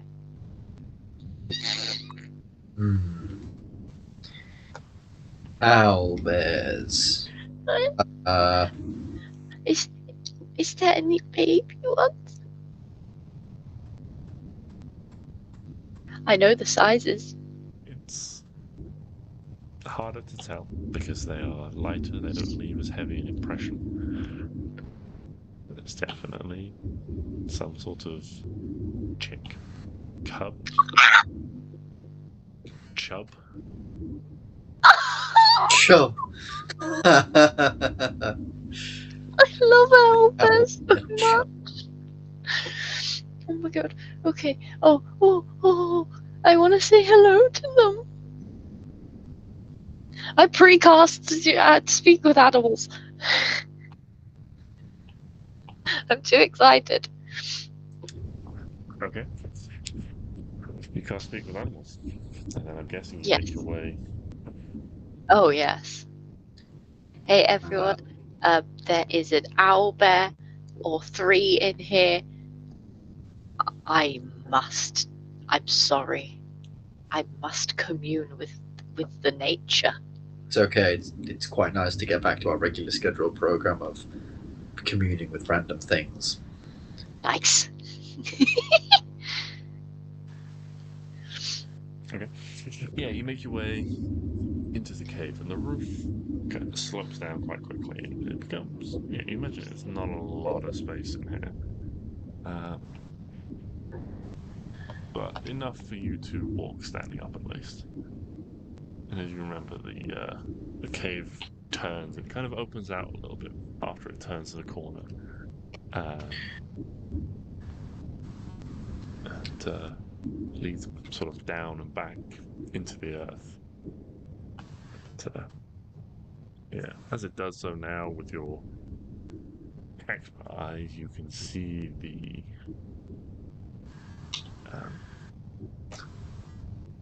signs of, these creatures. You can see the scrapes in the stone where the claws have dragged through the earth and things like that. You can see scratches on the walls where they sort of sharpened their claws and things. And you make your way inside. You only walk for maybe a minute, less than that, before you spot this large, fluffy, feathery mass curled up against one wall. You can just see just a slow rise and fall.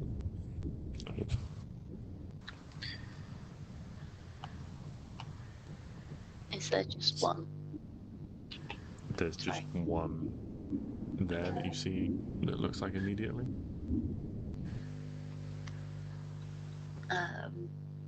I would like to knock on the wall, kind of gently, but to try and wake them up, but Lord not wake. I don't know if they're asleep or not. I feel bad. Was all of the prints going in, or were any of them going out? In both directions. Oh, so they might not be here. Oh no. Do you knock on the wall, or do you not? Yes. Okay. I knock on. You knock on the wall, and you can see this adult, as you've sort of crept a bit closer, is kind of lying sort of partially on their side, like head curled around. And they start to move as you knock on the wall. But not all of them, just sort of around the middle, begins to sort of twitch. And then, as you look, two little pinpricks of light, as two little eyes emerge, and what you originally thought was one was actually a parrot curled up around this baby owlbear. Aww. It kind of hoots softly in your direction. Hello. Kind of cocks its head to the side, looking at you curiously. Oh. Hi. I was just wondering if you or your parents knew anything about some people who might be underground somewhere.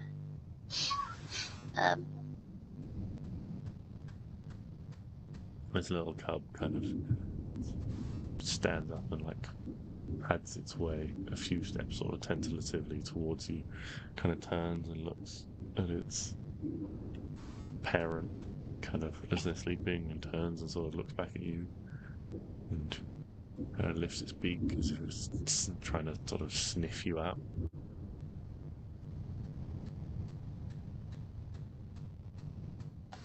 It is an animal, right? Is it a beast? Owlbears Wait, are technically monstrosities. No! I can't speak with monstrosity. I cast please. You get the sense that it has a better understanding of you, but it can't openly communicate with you. How will I know its name? You already know its name. I love him. I can't handle this. Oh my god. I love them. Okay. Can I hold my hand out for it to sniff. Mm-hmm. Yeah, you sort of hold, like, as you, like, lift your hand, it kind of, like, ducks back, like, a little bit nervous, and then, like, just kind of watches you for a moment. Before, again, just, like, sniffing the air. Are dragons also monstrosities, or are they beasts? Or are They are they... dragons. Oh, okay, sorry. Got confused. Thought there were another section. Okay, I pet Hugo Okay. to show that, you know, it's a nice... Oh, what? Show them that you're cool. Oh, right, yeah. Do you just think I randomly just went, I'm cool? No, I heard poo. I was like, okay. Good. And then I hold my hand out to him again. Yeah, you might make an animal handling check for me. Okay. Oh, I'm bad at animal handling. Oh, I'm bad at animal handling. Can I roll again, please? Please. Do you have any features I have that would... inspiration. But it's really good that I gave her guidance beforehand.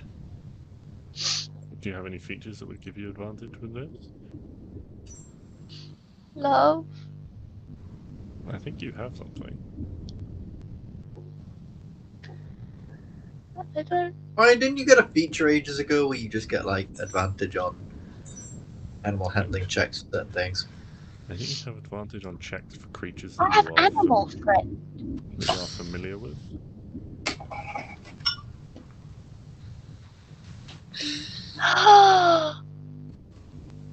Yes, I do. You're so correct. Plus the guidance that Stix gave me. Shit. It was not much guidance. With the power of friendship. Yeah, you kind of like hold your hand up there, and it like chirrups a little bit as it like shuffles its way towards you, like looking at you, sort of just inquisitively, or like pokes at your fingers with like its beak. I do a little squish, squish, squish, just to see. As you like do that, it's like its head like follows your hand up. It's like Squish, squish, squish, squish.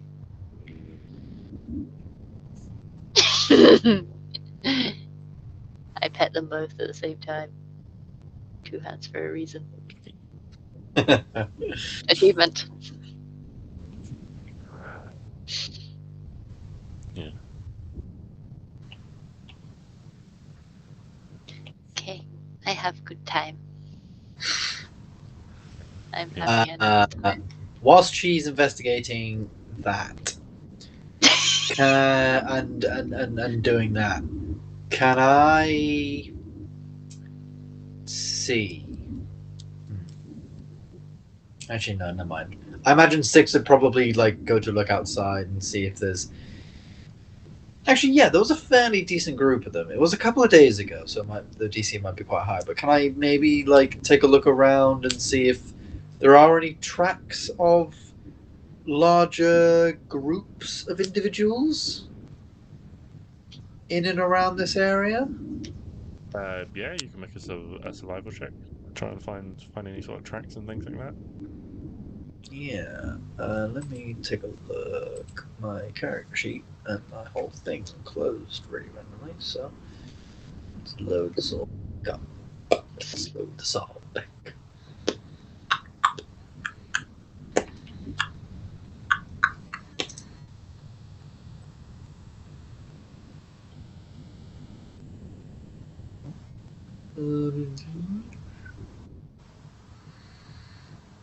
There we go.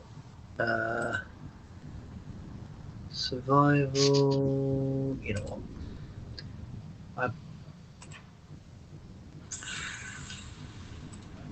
great time for my roll 20 to close. So I'm just going to roll this and have a plus. Nope, no mind. It's back. Survival plus 13. That is a 27. 27. So you have a good look around. You go a little ways away. You take a little ways away from the cave. You follow what looks like tracks for a little bit until you find like a less grassy sort of patch that they lead through, and you realise that these are all children's footprints. It seems like this is an area of the forest where the children still come and play, but you don't find anything that would lead you to believe that there has been military traffic. No like heavy impressions from military boots or large feet like that. Okay. You Yeah, do find, pretty much like, as I a thought. couple of like adult footprints and things, but you imagine those are probably just adults who have come to like collect their wayward children for dinner or something like that. Oh, there's a thing They're I could eating their do, but children. I'm not sure if I should do it. So I've got commune with nature, which could allow me to, the land within 3 miles of me, and I could therefore ask about caves, entrances to large caves, underground dwellings, potentially. That could be that could be something I could do, but I'm not sure how useful it'd be. What do we think? I mean, might as well. Yeah, it's my only 5th level spell. But then I don't really have many 5th level spells I would want to use other than Holy Weapon. So I might do that. Yeah, fuck it. I'm going to give it a try. Commune with nature. So while she's doing that, I look around for some, while she's scritching with big owlbears, I'm going to go outside, take a look around and see. And I'm like, it's fucking kids, okay. And I just sit down and I place my hand on the ground and I do the sort of tough, feely earth thing, but with nature. And can I know within 3 miles of me the location of the largest cave?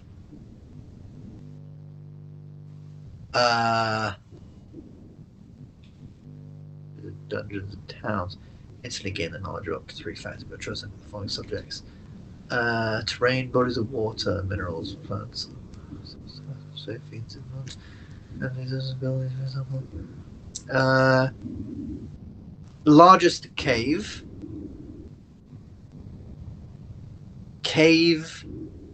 Any caves with that have been interfered with, as it says, like influence existence of buildings, for example. So like, underground things within 3 miles of me that have been, built upon. And I think that's about it. I've got a third one, but Okay, well, why don't I tell you what you initially see, and then you've got another question you can ask about. yeah. Okay. Good idea. So you put your hands down and you kind of stare at the dirt beneath your hands until they resolve itself into meaning. It's quite a dry patch of earth, and it's a little bit loose and grainy. And as you cast this spell and you stare at it over the course of a minute, the little grains almost look like they're moving. Some of them begin, these tiny, tiny pinpricks of earth begin to glow, and you begin to understand the meaning of their glowing. What you find yourself looking at through the innate understanding of this spell is a tiny, tiny map of the city, where all the different caverns and any sort of underground section is lit up. And the brighter the glow, the larger the cavern. You find in the center or near the center of the city there is the largest glow of all. And it kind of shifts between sort of yellow and red. And you know this to mean that it is both a natural cavern that has been influenced by creatures. It has been changed, it has been modified, as you were asking about. There are those within the city that are just red, and what you guess is, these are tiny, tiny little faint bits of light on this map. And you imagine these are probably things like basements and stuff like that people have on their houses. There are a few sort of scant handfuls of natural caverns remaining, but the main one that draws your eye is this large, pulsing cavern towards the center of the city. Okay, and it's towards the center of the city, that's good. And do I get any semblance of a location of entry? Like a sort of entry point? Like, as you said, like an underground sort of map? Do I get any idea of where I might be able to enter any of these caves to go into this larger section? It doesn't reveal any. As you sort of focus in on it, it kind of spiderwebs out a little bit, but it doesn't. It seems to only. The sense you get is it only has one path to and from the surface. There are dead ends. You don't know if those are natural dead ends or if those were pathways that have been closed. So it's like a maze of some sort beneath the city. Kind of. Okay. Cool. Excellent. Thank you, nature. Can I look for, like, entrances to the underground? Is that another fact I can get? And it's not really specified, but, like, yeah, entrances what you got from that previously was, there's this sort of like central bit in the center of the city. It has some branching pathways that come off it, but the only one that leads to the surface there is one that leads to the surface, basically directly overhead. Okay. So if you imagine it's like a cluster of light, and there's like a little pathway up, and there's a few little sort of like spider webbing tracings coming off it. Okay, so in the center of the city there is a way down, and then from there is a larger outer web. Gotcha. So we need to go to the center of the city to find a way down. Oh god. Okay, that's fine. So I suppose my final question. I don't need it. I don't think.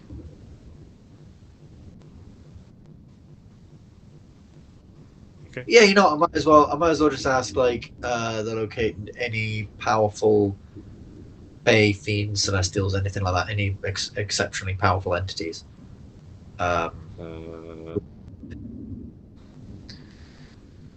So towards the center of the city, where that cluster is, when you're asking powerful Fae, Fiends, Celestials, Elementals, Undead, Yeah. there is a strong undead. Oh gosh. Oh fuck! That's not Balsam, right? He's not undead. But he has an undead army. So there could be someone there. Okay, that's problematic. Fine. Awesome. Thank you. I relay this to the group. I imagine it maybe takes me a minute to try and get Arwen's attention, for she is Yes. somewhat. Well, while you're communing with nature and Arwen is petting an owlbear chub, Klari, what are you doing? I don't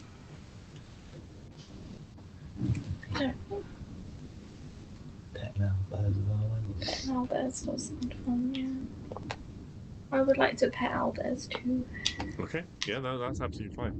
So, Stix, as you rise up after communing with nature, you know, your senses have been distracted. You've been focused on what the ground has been providing you. Yes. You turn around and look back towards the cave entrance, just in time to see a large furry behind disappearing inside the entrance. It's about this time that Arwen and Klari, you hear a soft sort of clack, clack, and the heavy footsteps of a large creature approaching behind you. Turn around, you find yourself face to face with an adult owlbear. That is basically staring daggers at you. What's your immediate reaction? Wave Okay, and Arwen smile. waves. Hey! Hugo would like to send like a feeling of friendship.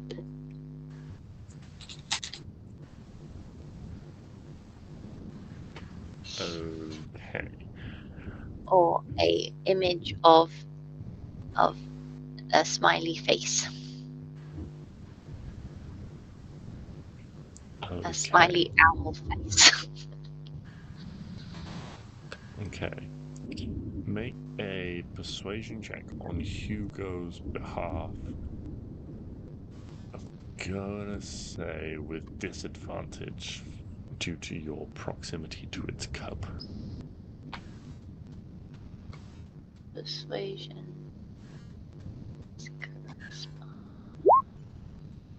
7. Why did you say disadvantage? This is so Because sad. its instinct is to protect its cub, which you kind of have your hands on. Oh no, I don't have my hands on it anymore. No, but you did when it arrived. I know. So it lets out a quite unusual sound, somewhere between a roar and a screech. It echoes through the cave, and it's going to lunge forwards and make an attack against each of you. It's a 17 to hit Arwen. Nope. And a 26 to hit Klari.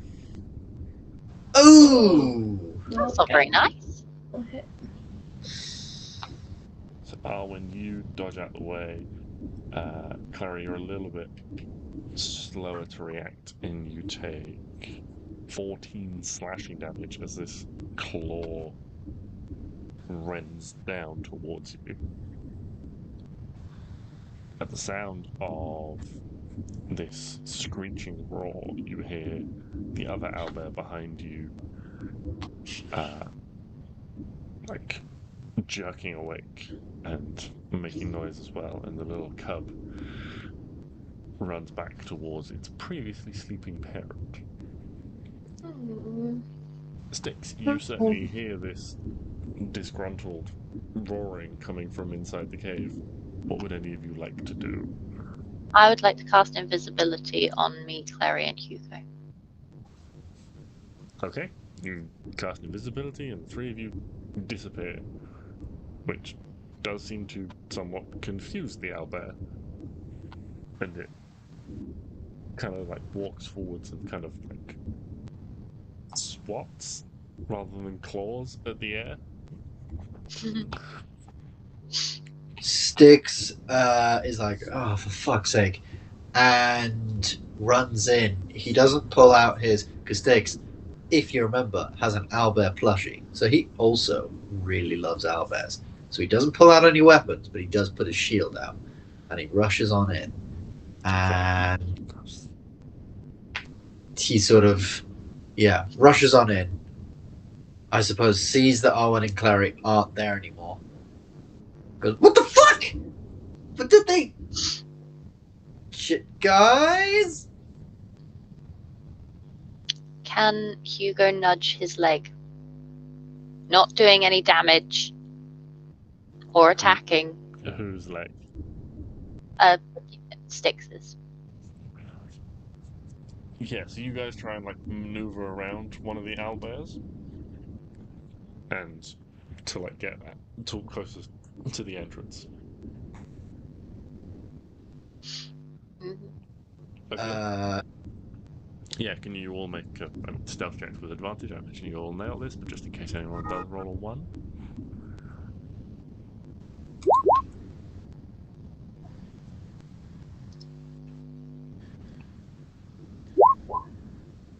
Stealth sneak. Yes. Yeah, Stix, you kind of like jump suddenly as several invisible things like poke at you, and also like having like come in and like called out, all 3 owlbears are now like looking in your direction.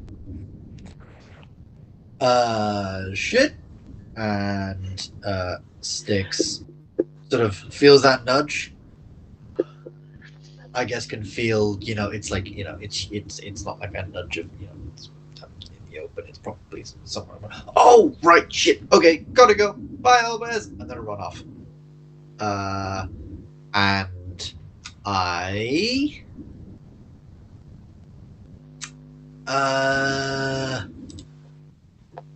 Can I?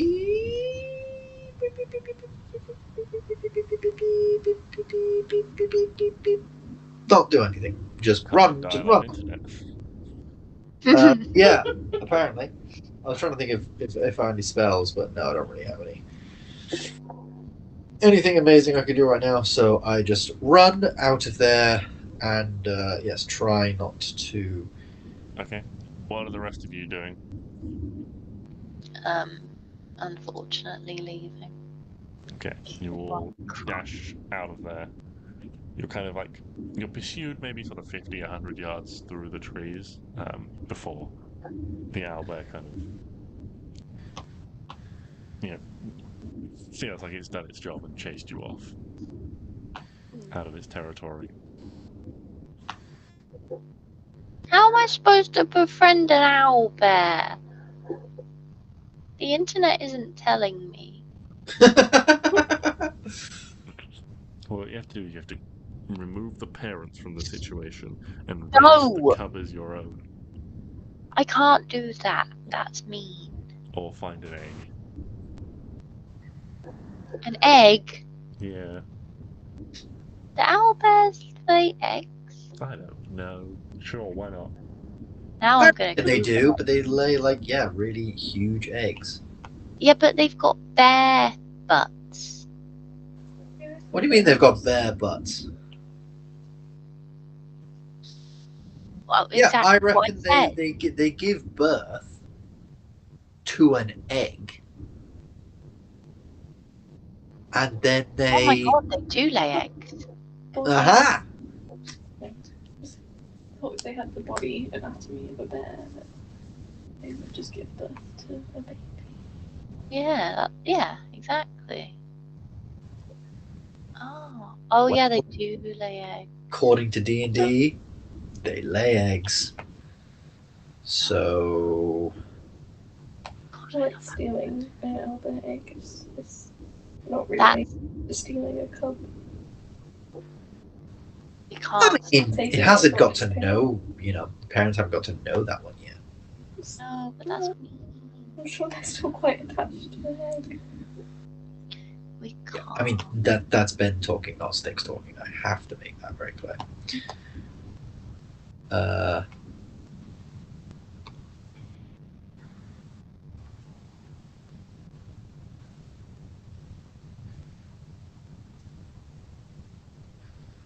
Oh no, I've gone down a rabbit hole.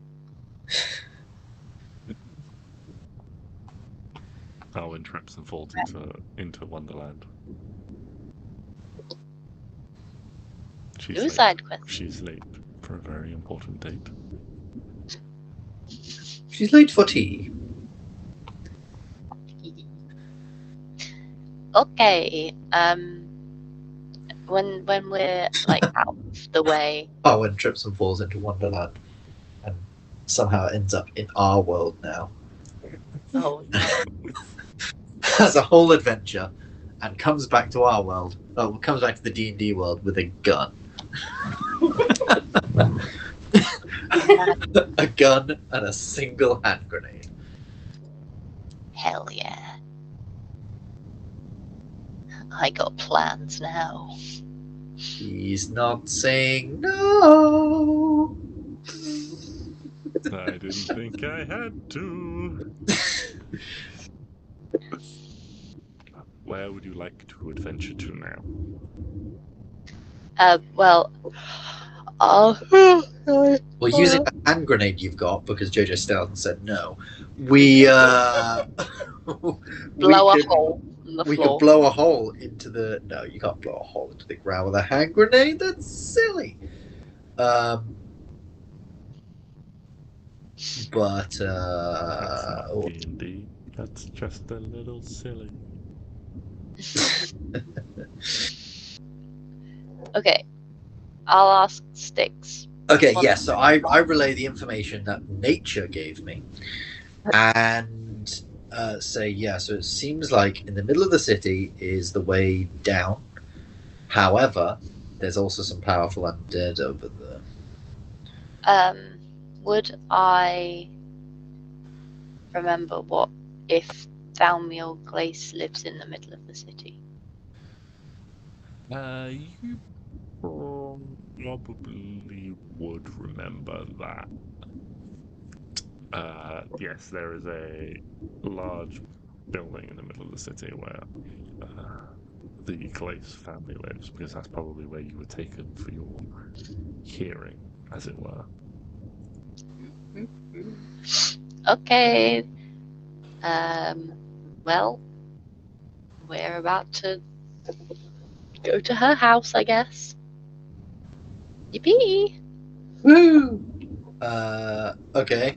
So if we're going into the city, we probably need to be. It's probably best you guys stay invisible, Okay. unless you have any other means of, stealthing. And then I will also go. I mean, it's that or pass without trace. Oh yeah, you can't. Oh fuck yeah, you can't. You can't cast Pass Without Trace while also concentrating on invisibility. That's very annoying.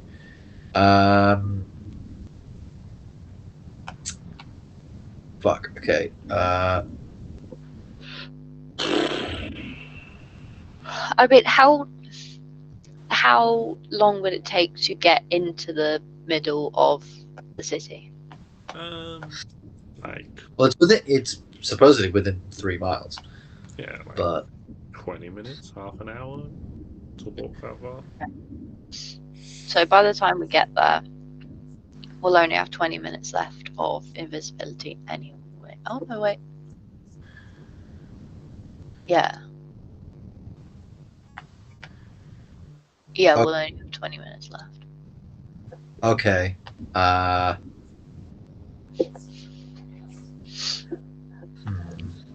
Okay, so if we'll only have 20 minutes left of invisibility anyway, but we'll be right in the middle of the city where we kind of need invisibility.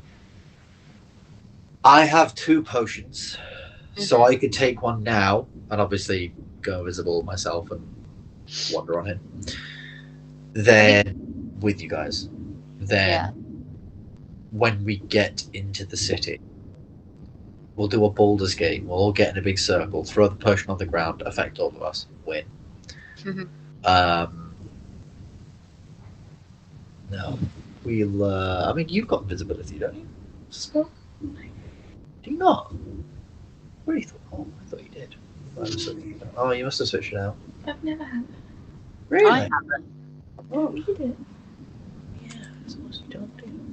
I could have sworn. I have blinds. Oh, maybe that's what I'm thinking of. In case. No, I'll tell you what I'm thinking of. I'm thinking of Blur. I'm thinking of Blur's the one that you have. That's even close. Yeah, weird. And Disguise Self. That's also what I was thinking of. Right.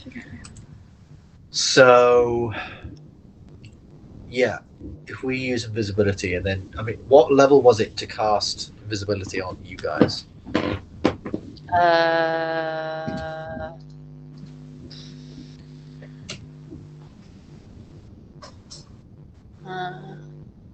It was 4th before. 4th, okay.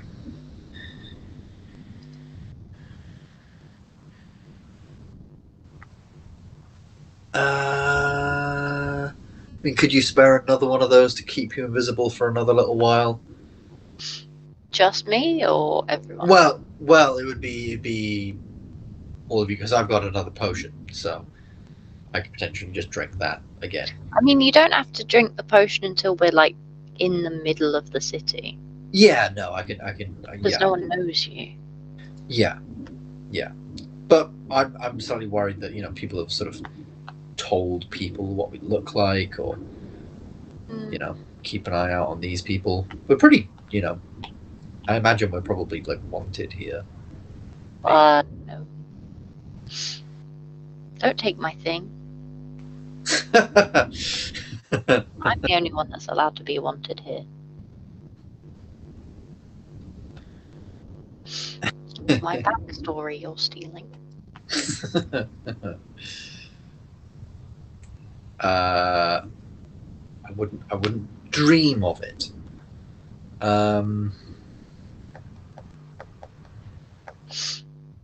I've just had a complete fucking mind blank.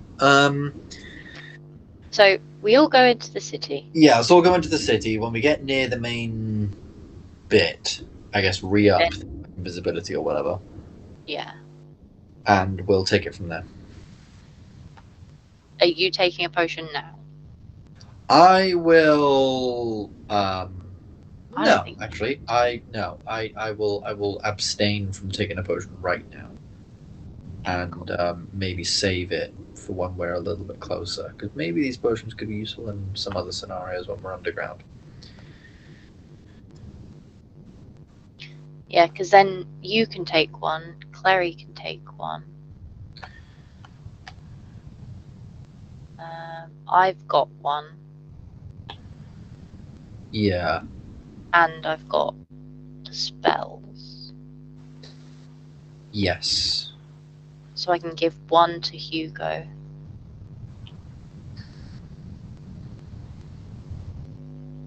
And then I get one free one a day. Oh, really? Yep. So I can cast that on me.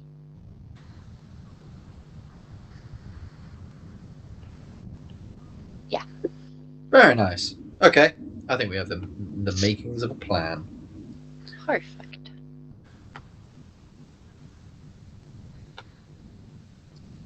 Cool. Off we go then. To the inner city! Okay. You make your way through the city, and as you leave the suburbs and the outskirts, the buildings do shift from more from that man-made structures into the more organic things you're used to seeing, where trees and plants and things have been shaped and sculpted. You see, some of these great pines have been hollowed out to form buildings. In some places, smaller slender trees have been, grown together to form almost like tent-like shapes with their branches forming, webbing between the pillars and things like that. Lots of different but very familiar elven architecture here. Pass into a more densely populated, almost metropolis-like area. Here, there is whereas other elven cities you've been in, everything has been very low level, lots of ground level. Here, it looks like things rise up. There are third, fourth stories stretching up above you in the trees. You can see in places there are bridges and sort of archways between great, enormous trunks to form higher walkways and things like that between various buildings. Like In one three place- skies. It's cool. Yeah, I mean, the trees that make up this forest are, monolithically huge anyway, which allows them to be, carved out and made into buildings and things like that. But yeah, here you're seeing that on a scale of almost like small, flats of 1, 2, 3, 4 up into the branches. Jeez.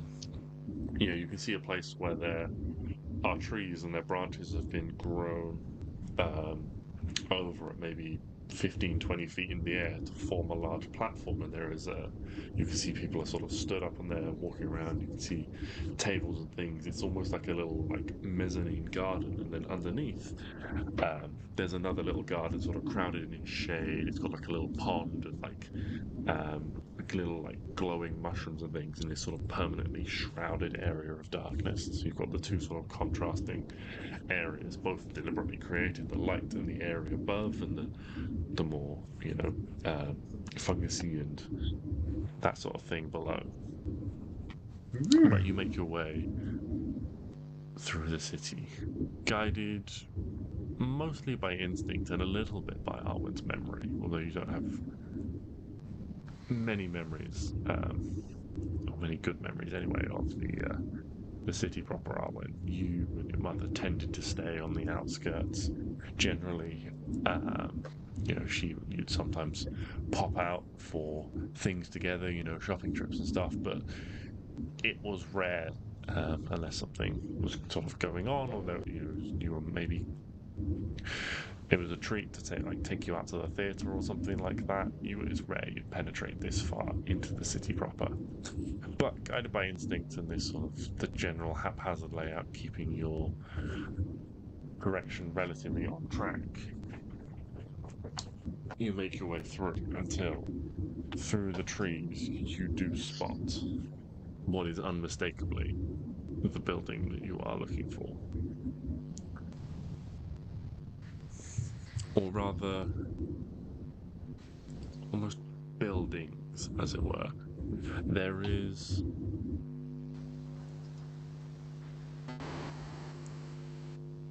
a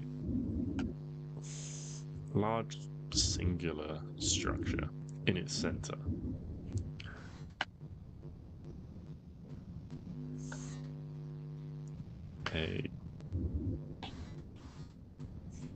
And there is so much work has been done to the tree that supports this central structure.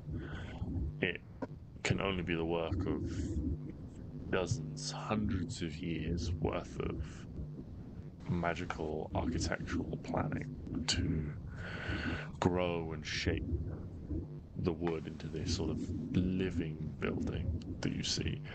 And what you see is a singular large tower in the center with 3 smaller towers around it. The top of each tower explodes out as the branches thin and spread and form, part of a great canopy of the forest.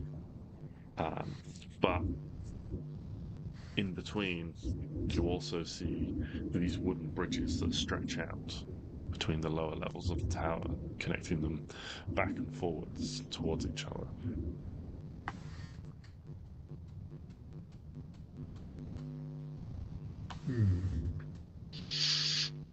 That's pretty wild. Okay, that's pretty cool.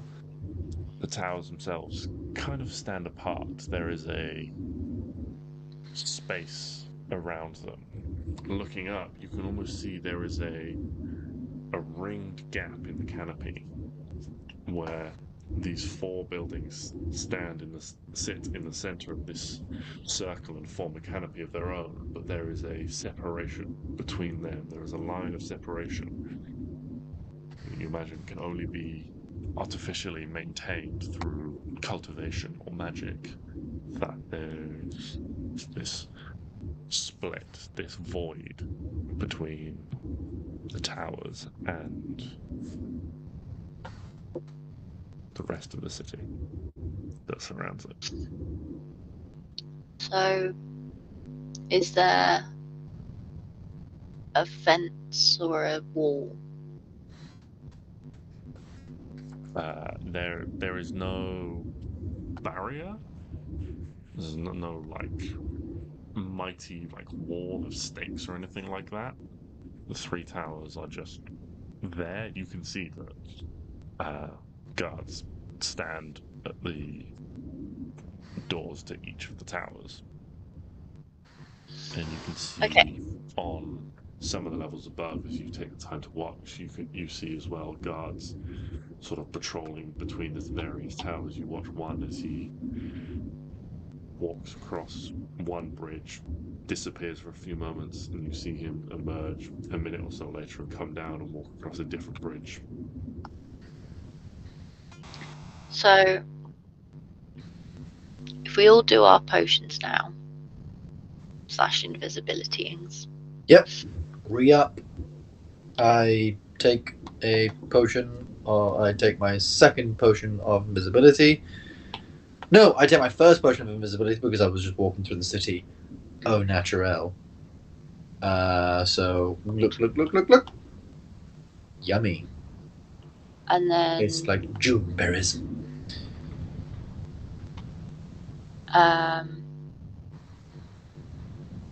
in the middle of the towers, in the center, is there like a manhole cover or something? And there is one tower is in the center, and then there's like three around it. Yeah. Oh, okay, sorry. So it's kind of one like this, and then some slightly smaller ones form like a triangle around. Mm-hmm. Okay, cool.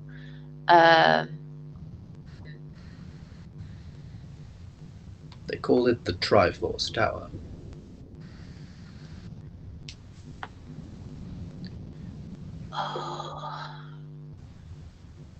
Okay. Is there? So there's a door.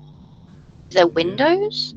Yeah, they have windows. They have doors. You know, these look like the architecture is beautiful. The wood has been shaped to form, you know, these beautiful like arched windows and doors and things like that. Are any of the windows open? You In the see- middle one? Yeah, I mean, you see a couple on like a higher level that look like they're probably open. How high? Maybe 5th, 6th floor, something like that. Hugo would like to fly up and through the window. Okay. At the moment, you guys are probably like 200-300 feet from the towers themselves. You know, still sort of like in this like part of the city, but before you get to that degree of separation from the towers. Okay.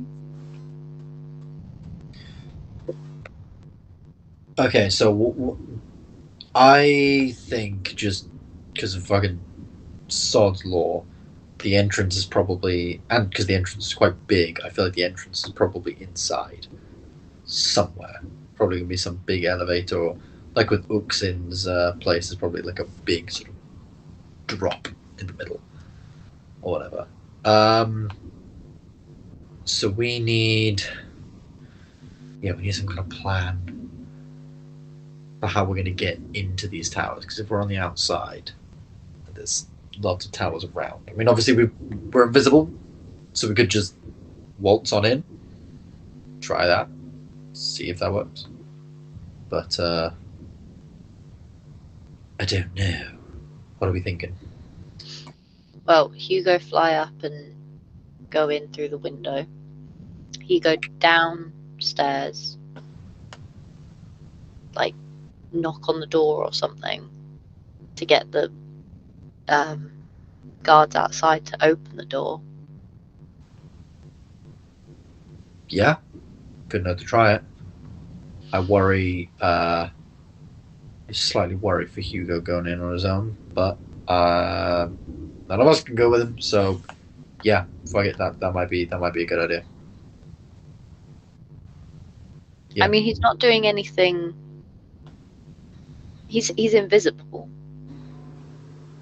Yeah, no, that is true, and Hugo's really good at stealth, isn't he? Yeah. Yeah. All right, then. Yeah, I think that's a pretty good idea. And then if nothing can happen, he could just fly back out. But at least he can see the lay of the land inside. Yeah. He open a window for us if on a lower floor. How busy is the town right now? Like, how busy is this area outside of this place? It's reasonably bustling. You're quite close to like a shopping district and things like that. You had to come through. You came past like a few sort of like what looked like very upmarket looking inns and things like that. They look more like inns than like taverns. But there is like a definitive like gulf,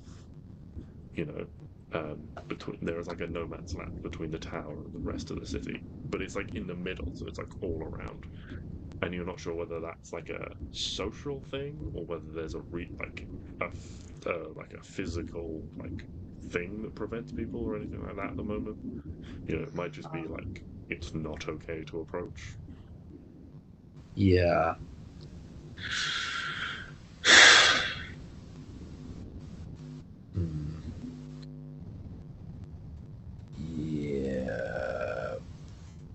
Yeah. Yeah, fuck it. I say, obviously, Neo's invisible. Send him in, see what he can do.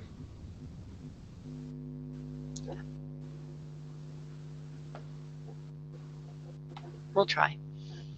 Well, yeah. We'll give it a shot. I have faith in Hugo.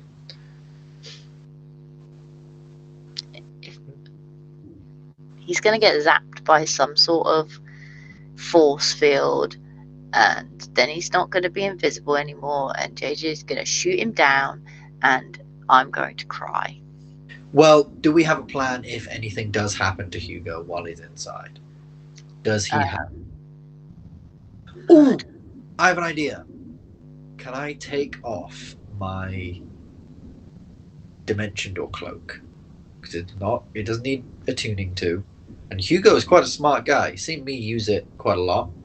And I just sort of whispered to Hugo, okay, if anything goes wrong, if anything happens, this has a range of like 500 feet. It's quite a long way.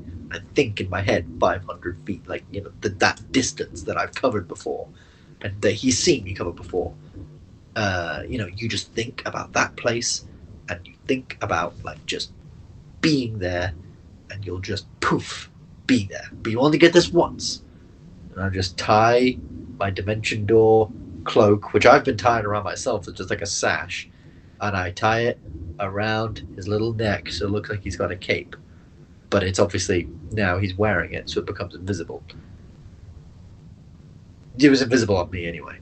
And now Hugo has a cape that can make him Dimension Door. Little super dog. Yeah, like Super Dog, whatever Batman, the fucking Superman's dog is called. Pluto. I don't think his name's Pluto. Is it like Crip? It's like Crip something, isn't it?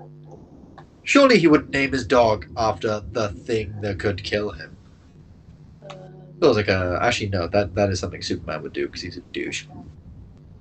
I mean, he's from Krypton, so Crypto. I was right. Oh, is his name actually Crypto? Huh. Yeah. Oh yeah. I the suppose. super dog. I used to watch that. It was fun. It was CBBC.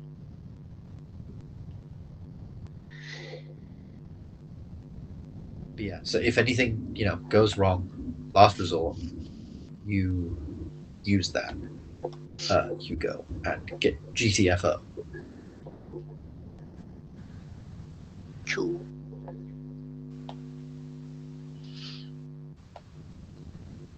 I can get TFO.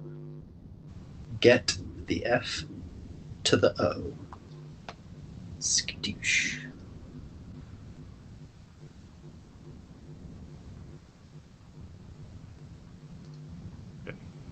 So you just give Hugo the cloak and you send him out to try and sneak in through a window. Yeah.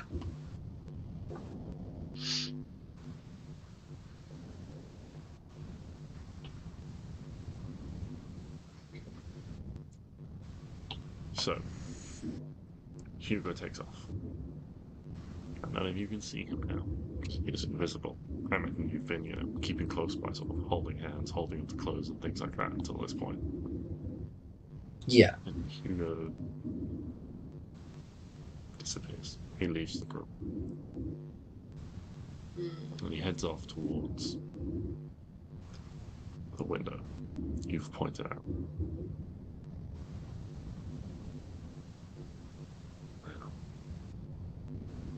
Oh, and I would have told him you have the reach. Just teleport back to us near as you can. We'll see you. So yeah, he knows come back to us. Don't just randomly teleport places. So he flies up towards the tower. Invisible. And yet, make a stealth check for Hugo. Regular? With advantage. Because he's invisible. Oh, 23.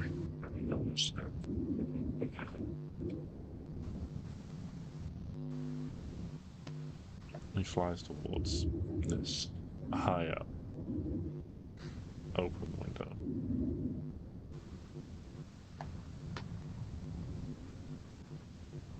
This feels like one of those stealth missions in the Spider-Man games where you play as Mary Jane.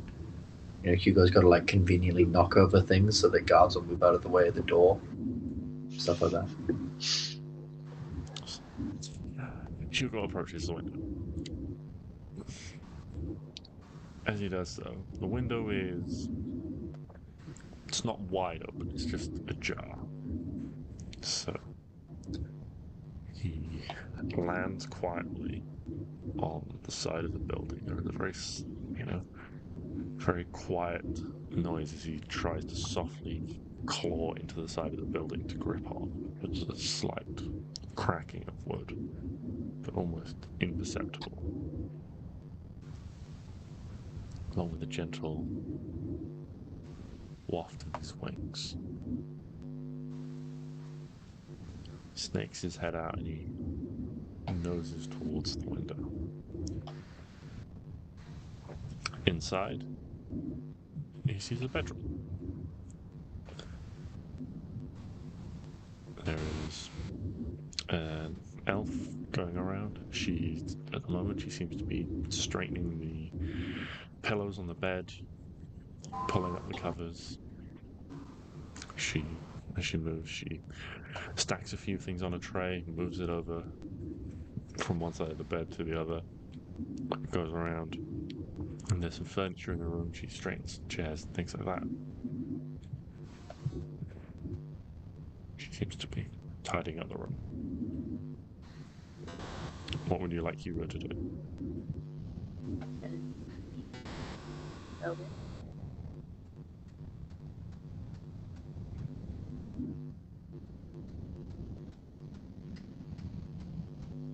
What do you want Hugo to do? Can he go in? Oh, you wanted. Sorry, I didn't hear you the first time. Yeah. So, make another stealth check for him as he noses, like uses his nose to kind of nudge the window open. 24.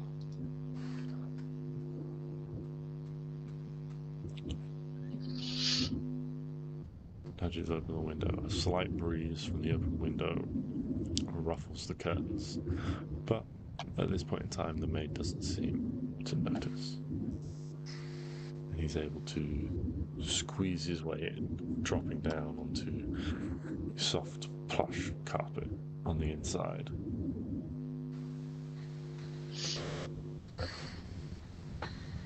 Seemingly unaware of his presence, the maid carries on bustling about the room. She's now got a duster out. She's picking up bits of things on the mantelpiece, dusting, putting them back, and so forth. He's going to go downstairs. Okay. As He makes his way over towards the door. there's a door. Of course, there's a Oh, door. It's a God. bedroom. He makes his way over towards the door. Oh It's shit! currently Why shut. did Arwen go in there?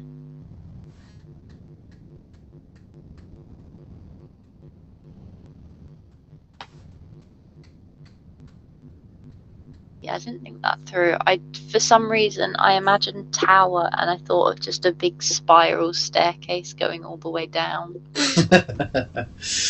I didn't actually use my head. Could Hugo?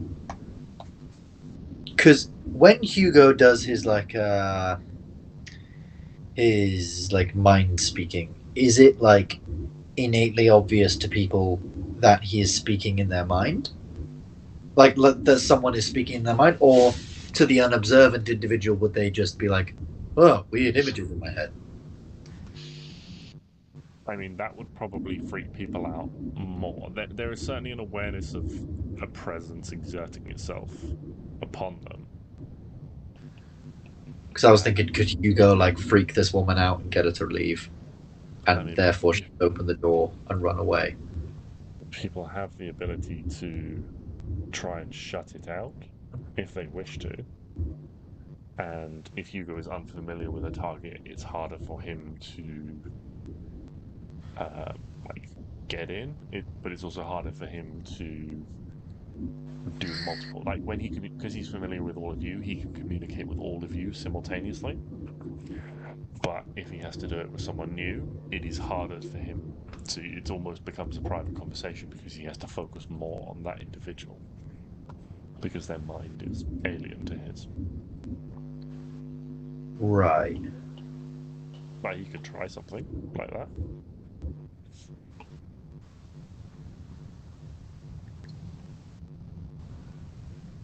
But it's not like, oh my god, something.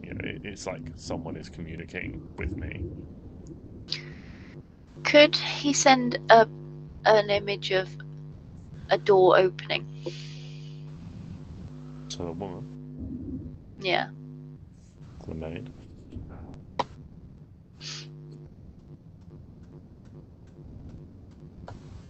Just like as when sometimes you just think of things and you're like, oh, yeah, that's a thing. Yeah. When you walk into a room and then you don't know why you were in there, and it's actually because an invisible dragon has made you move, and Will say, do know exactly what that's like. That's actually a very relatable thing. Yeah. I don't want to say there's no subtlety because it sounds too blunt, but there's no element of subterfuge. Hugo can't be trying to send something to someone and be like, "It wasn't me. I didn't do that." Type thing. There is a just like if one of you was saying something to someone else, in terms of like the sensation and like them knowing. So they'll know that someone is trying to communicate with them telepathically. Oh, okay. Right, but they won't Like, know. you know, similar to like receiving like the message spell. You know someone is communicating with you, even if you can't necessarily see them, or if you know.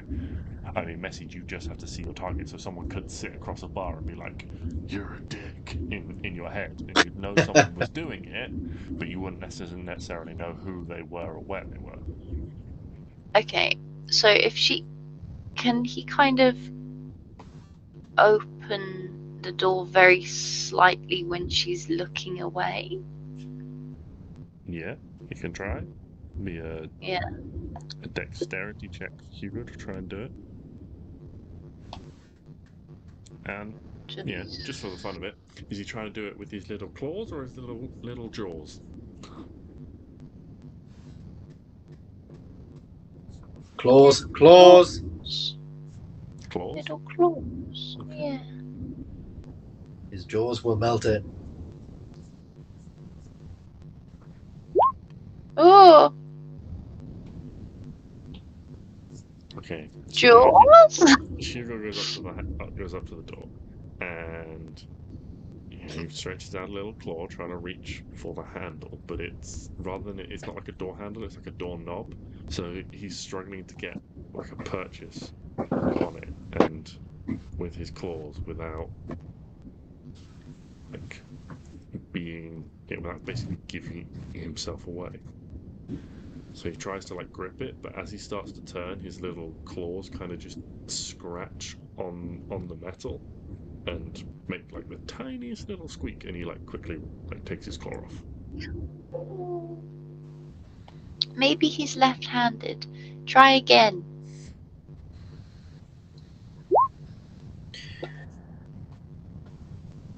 No. Maybe his foot. He has 4 appendages. Definitely not. The other one. No, it's a 4. Okay. Okay, could Hugo? Because I don't want to say like attacks anything, but could he? Can he lick the lock? Like the you know. So you know when you're inside, and you can see the latch. You know when you're inside a room and you look at the door, you can kind of see the latch between the door frame. Can he acidy lick it? Try and melt it so he can just open the door. So do you want him to lick it, or do you want him to do an acid breath on it? Well, I want him to acid his tongue and lick it to get precision. So you want him to try, I'm just trying to understand, you want him to try and melt the latch on the door by like jamming his tongue in between the door and the door frame. Yes. So that it's not obvious that he was there. Okay.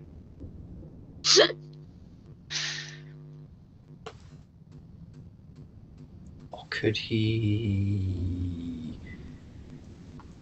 I was thinking, could he like so? Does this woman have? So she has cleaning equipment, right?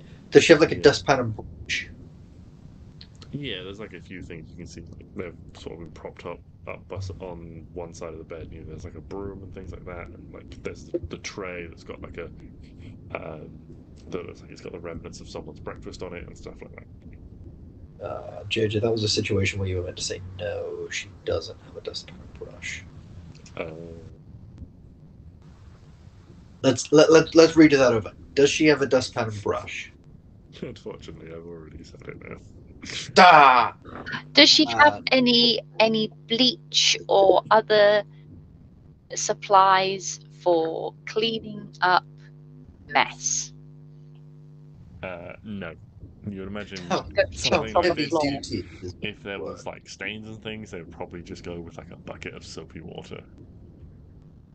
Does she have a bucket of soapy water? No, it doesn't look like anything like that is needed. Excellent. It's just Hugo shits on the floor. Hugo gets on the floor.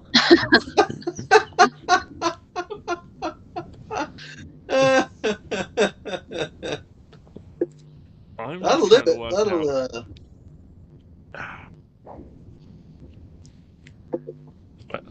Man, If you're wondering what to roll, I believe myself. Does shitting break invisibility? No! It's a It normal is not bodily that function. or casting It's like spell. sweating.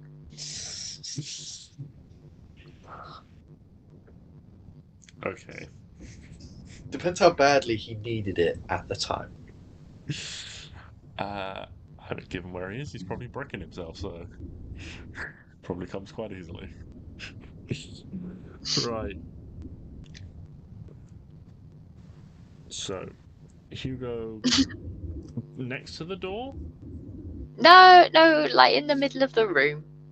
Okay, so Hugo goes away from the door. And kind of near the window. Like, Kind oh of no, an animal got in and shit and then left. An animal got in, then shit, then left.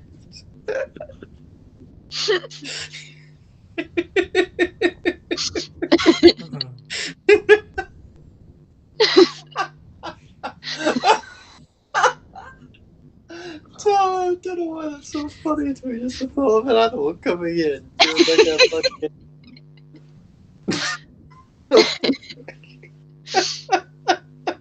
okay. Hugo Like a hate goes crime. over to the window.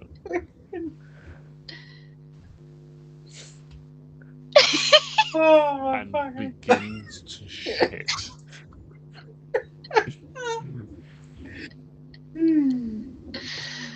It takes not very long before the maid looks round and just sees a pile of shit just emerging from thin air. And Wait, no.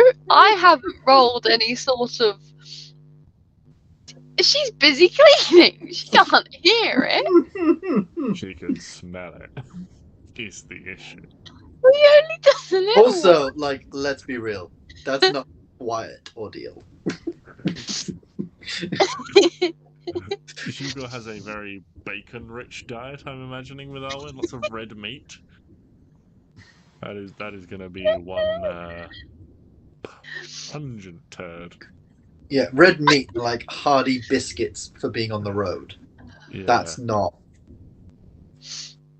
that's not flowers and daisies.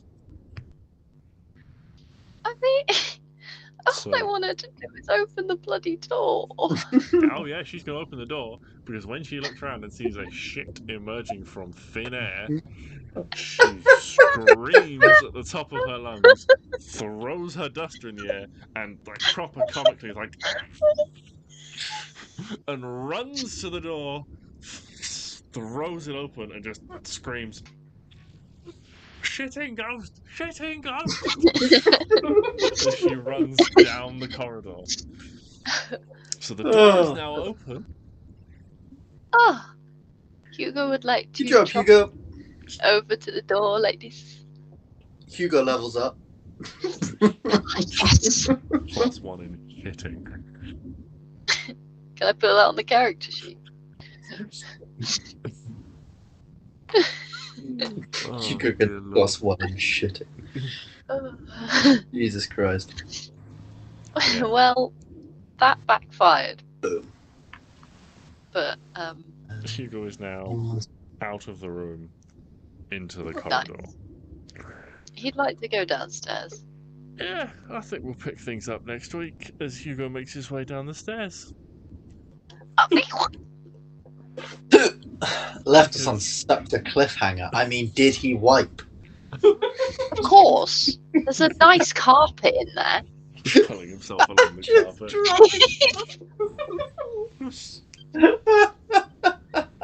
Like he's The got thing is, worms. Hugo. He's not an animal. Hugo's shit is slightly acidic, so it's just like slowly. Like if people don't clean that up quickly, that shit's just gonna melt through the floor. And the people downstairs, like, you know, the next day just sort of come in and just Blush. sploosh. Oh dear. Oh, that's very Oh funny. dear indeed. I'm sorry. Now I'm just thinking about all the different shits of the different dragon types, because Ugh. yeah, a Oh, black I wouldn't want to be crab, definitely very, very acidic. I wouldn't want to be like a metal dragon. God. Oh God. So would Oh red dragons just be on fire? yeah, a red dragon's shit would just be literally a flaming turd. Yeah, but they're resistant to fire No, or it to fire. doesn't So come it's out fine. on fire. It just comes out hot enough that if it lands on anything flammable, that catches fire. They basically, like, I feel really bad for them because they basically shit magma. It's just, Oh, it's yeah, just, but they're fine because they're immune, so it's Yeah. fine. oh God. That's the reason they become immune. It's like building up like a tolerance to spicy curry over years. Chantal just made a good point. A gold dragon's crap is basically just a glittery shit. Sparkles. So pretty. You know, they say you can only, you know, there's only so much you can polish a turd. Well, this is. Whew. Polish. No, you can't polish a turd, but you can roll it in glitter. A white dragon's shit is it literally just pooping out icicles. Just It's already frozen. yeah, already frozen poop, and it doesn't pass Comes out easy. It comes out in It's little cubes. Yeah. Oh, Oh God. like a what are they? Perfectly formed But cubes. is it like what, like big cubes that are full of dragon-sized poop, or would it be really little, like lots of little cubes? Like yeah, and lots then of as it ice. hits the ground, it would sound like Lego bricks.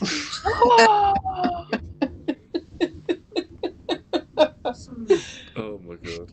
And I'm imagining a blue dragon's crap is like I like to imagine, you know, that sound when thunder roars. Oh no.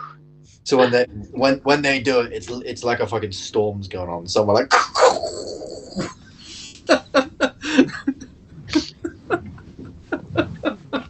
The farts to worry about. you just from inside the mighty dragon's lair, you just hear splush. Do not go in there.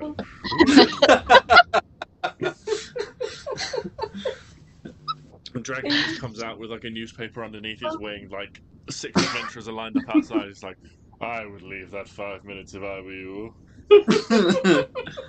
And then green dragons, because they're poisonous and they live in forests, so a lot of what they eat is vegetables. It is just it's the stankiest one, if nothing else.